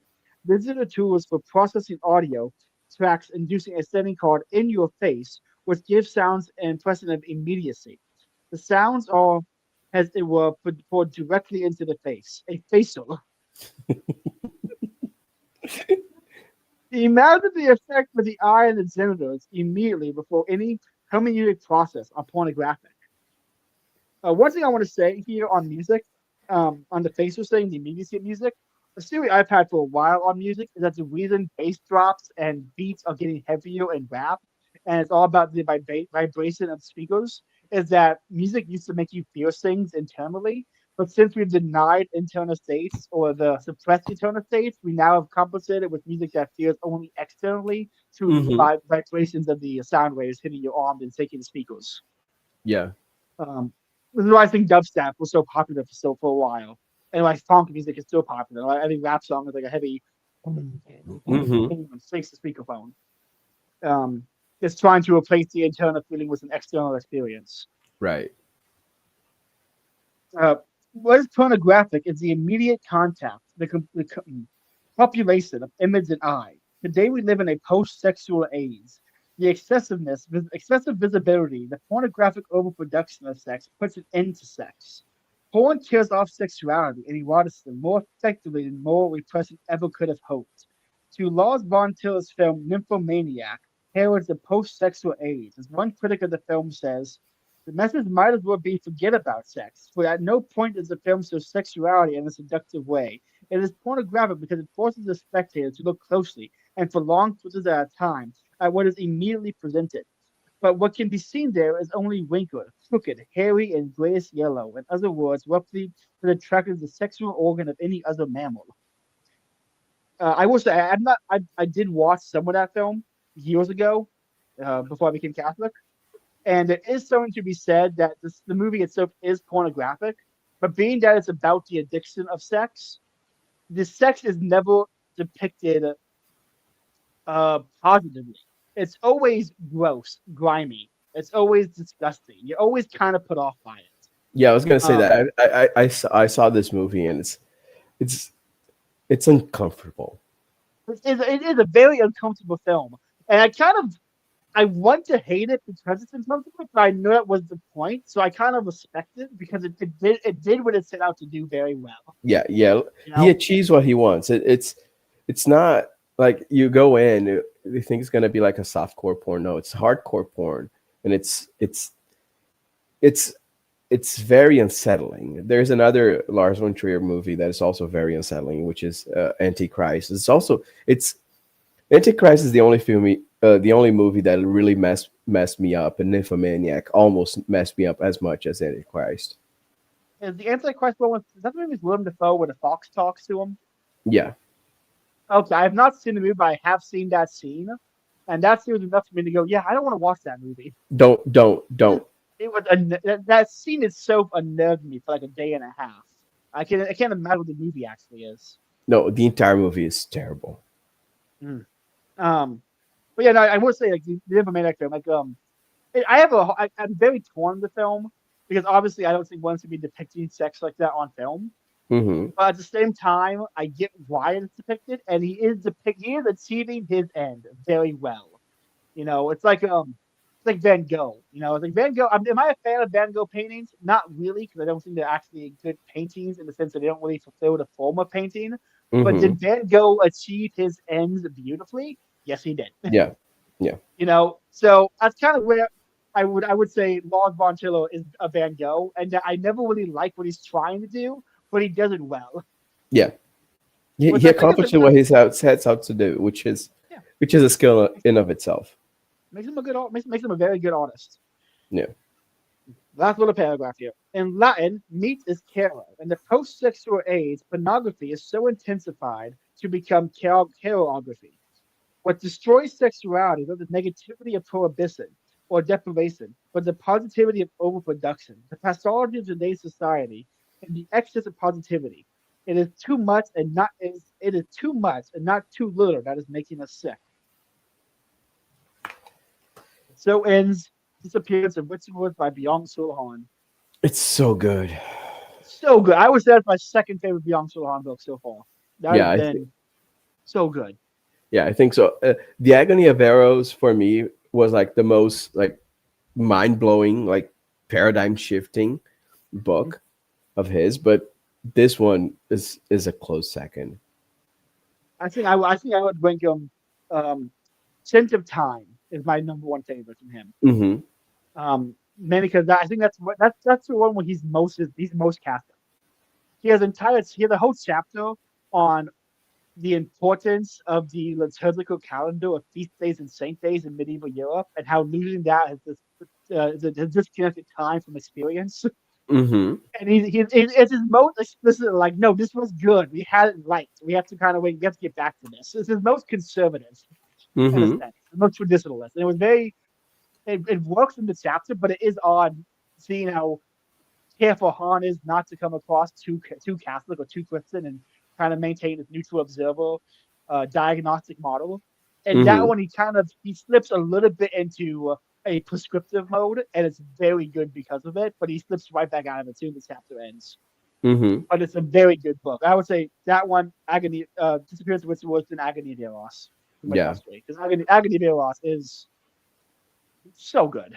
Yeah, it's great. It's probably the one of the best book I read in like 2 or 3 years. Like that's like non-religious. Yeah, it's. I would say it's definitely the most interesting philosophy books to come out at all recently. Yeah. I mean, I love Ed Faisal, but his books are educational, but they're not interesting. Mm-hmm. You know, David Bentley Hart is a fantastic writer, but it's something about him rubs me the wrong way. I don't know what it is exactly. Roger Cruin had great books, but they're not as good as Beyond Saran. He had some great books. No Sayings of Sir Roger Cruin, Sexual Desire, On Human Nature, I Drink Therefore I Am, all Mm-hmm. fantastic. But Han, he writes like he's like a poet, a really good poet, a great author, a great philosopher, a great diagnostician. And like he really hits so many different modes, and he does so well. Every single one of his books is entertaining and incredible. Yeah, and there's a very conversational quality in his books because they don't feel like a lecture. They feel like they're like a guy who knows a lot, who just riffs on things and brings references and stuff, and he's like, but he's not. He's a good essayist. Like and I think that's what makes a good essayist. Like good essays is that they feel like it's someone talking to you, not lecturing you. Yeah.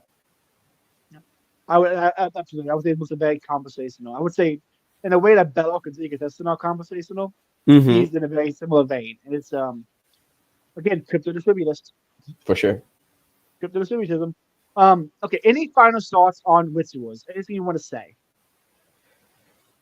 Man, I think the main thing that I think he identifies well is that because everything is so transparent and everything's so in your face, the rituals that mediate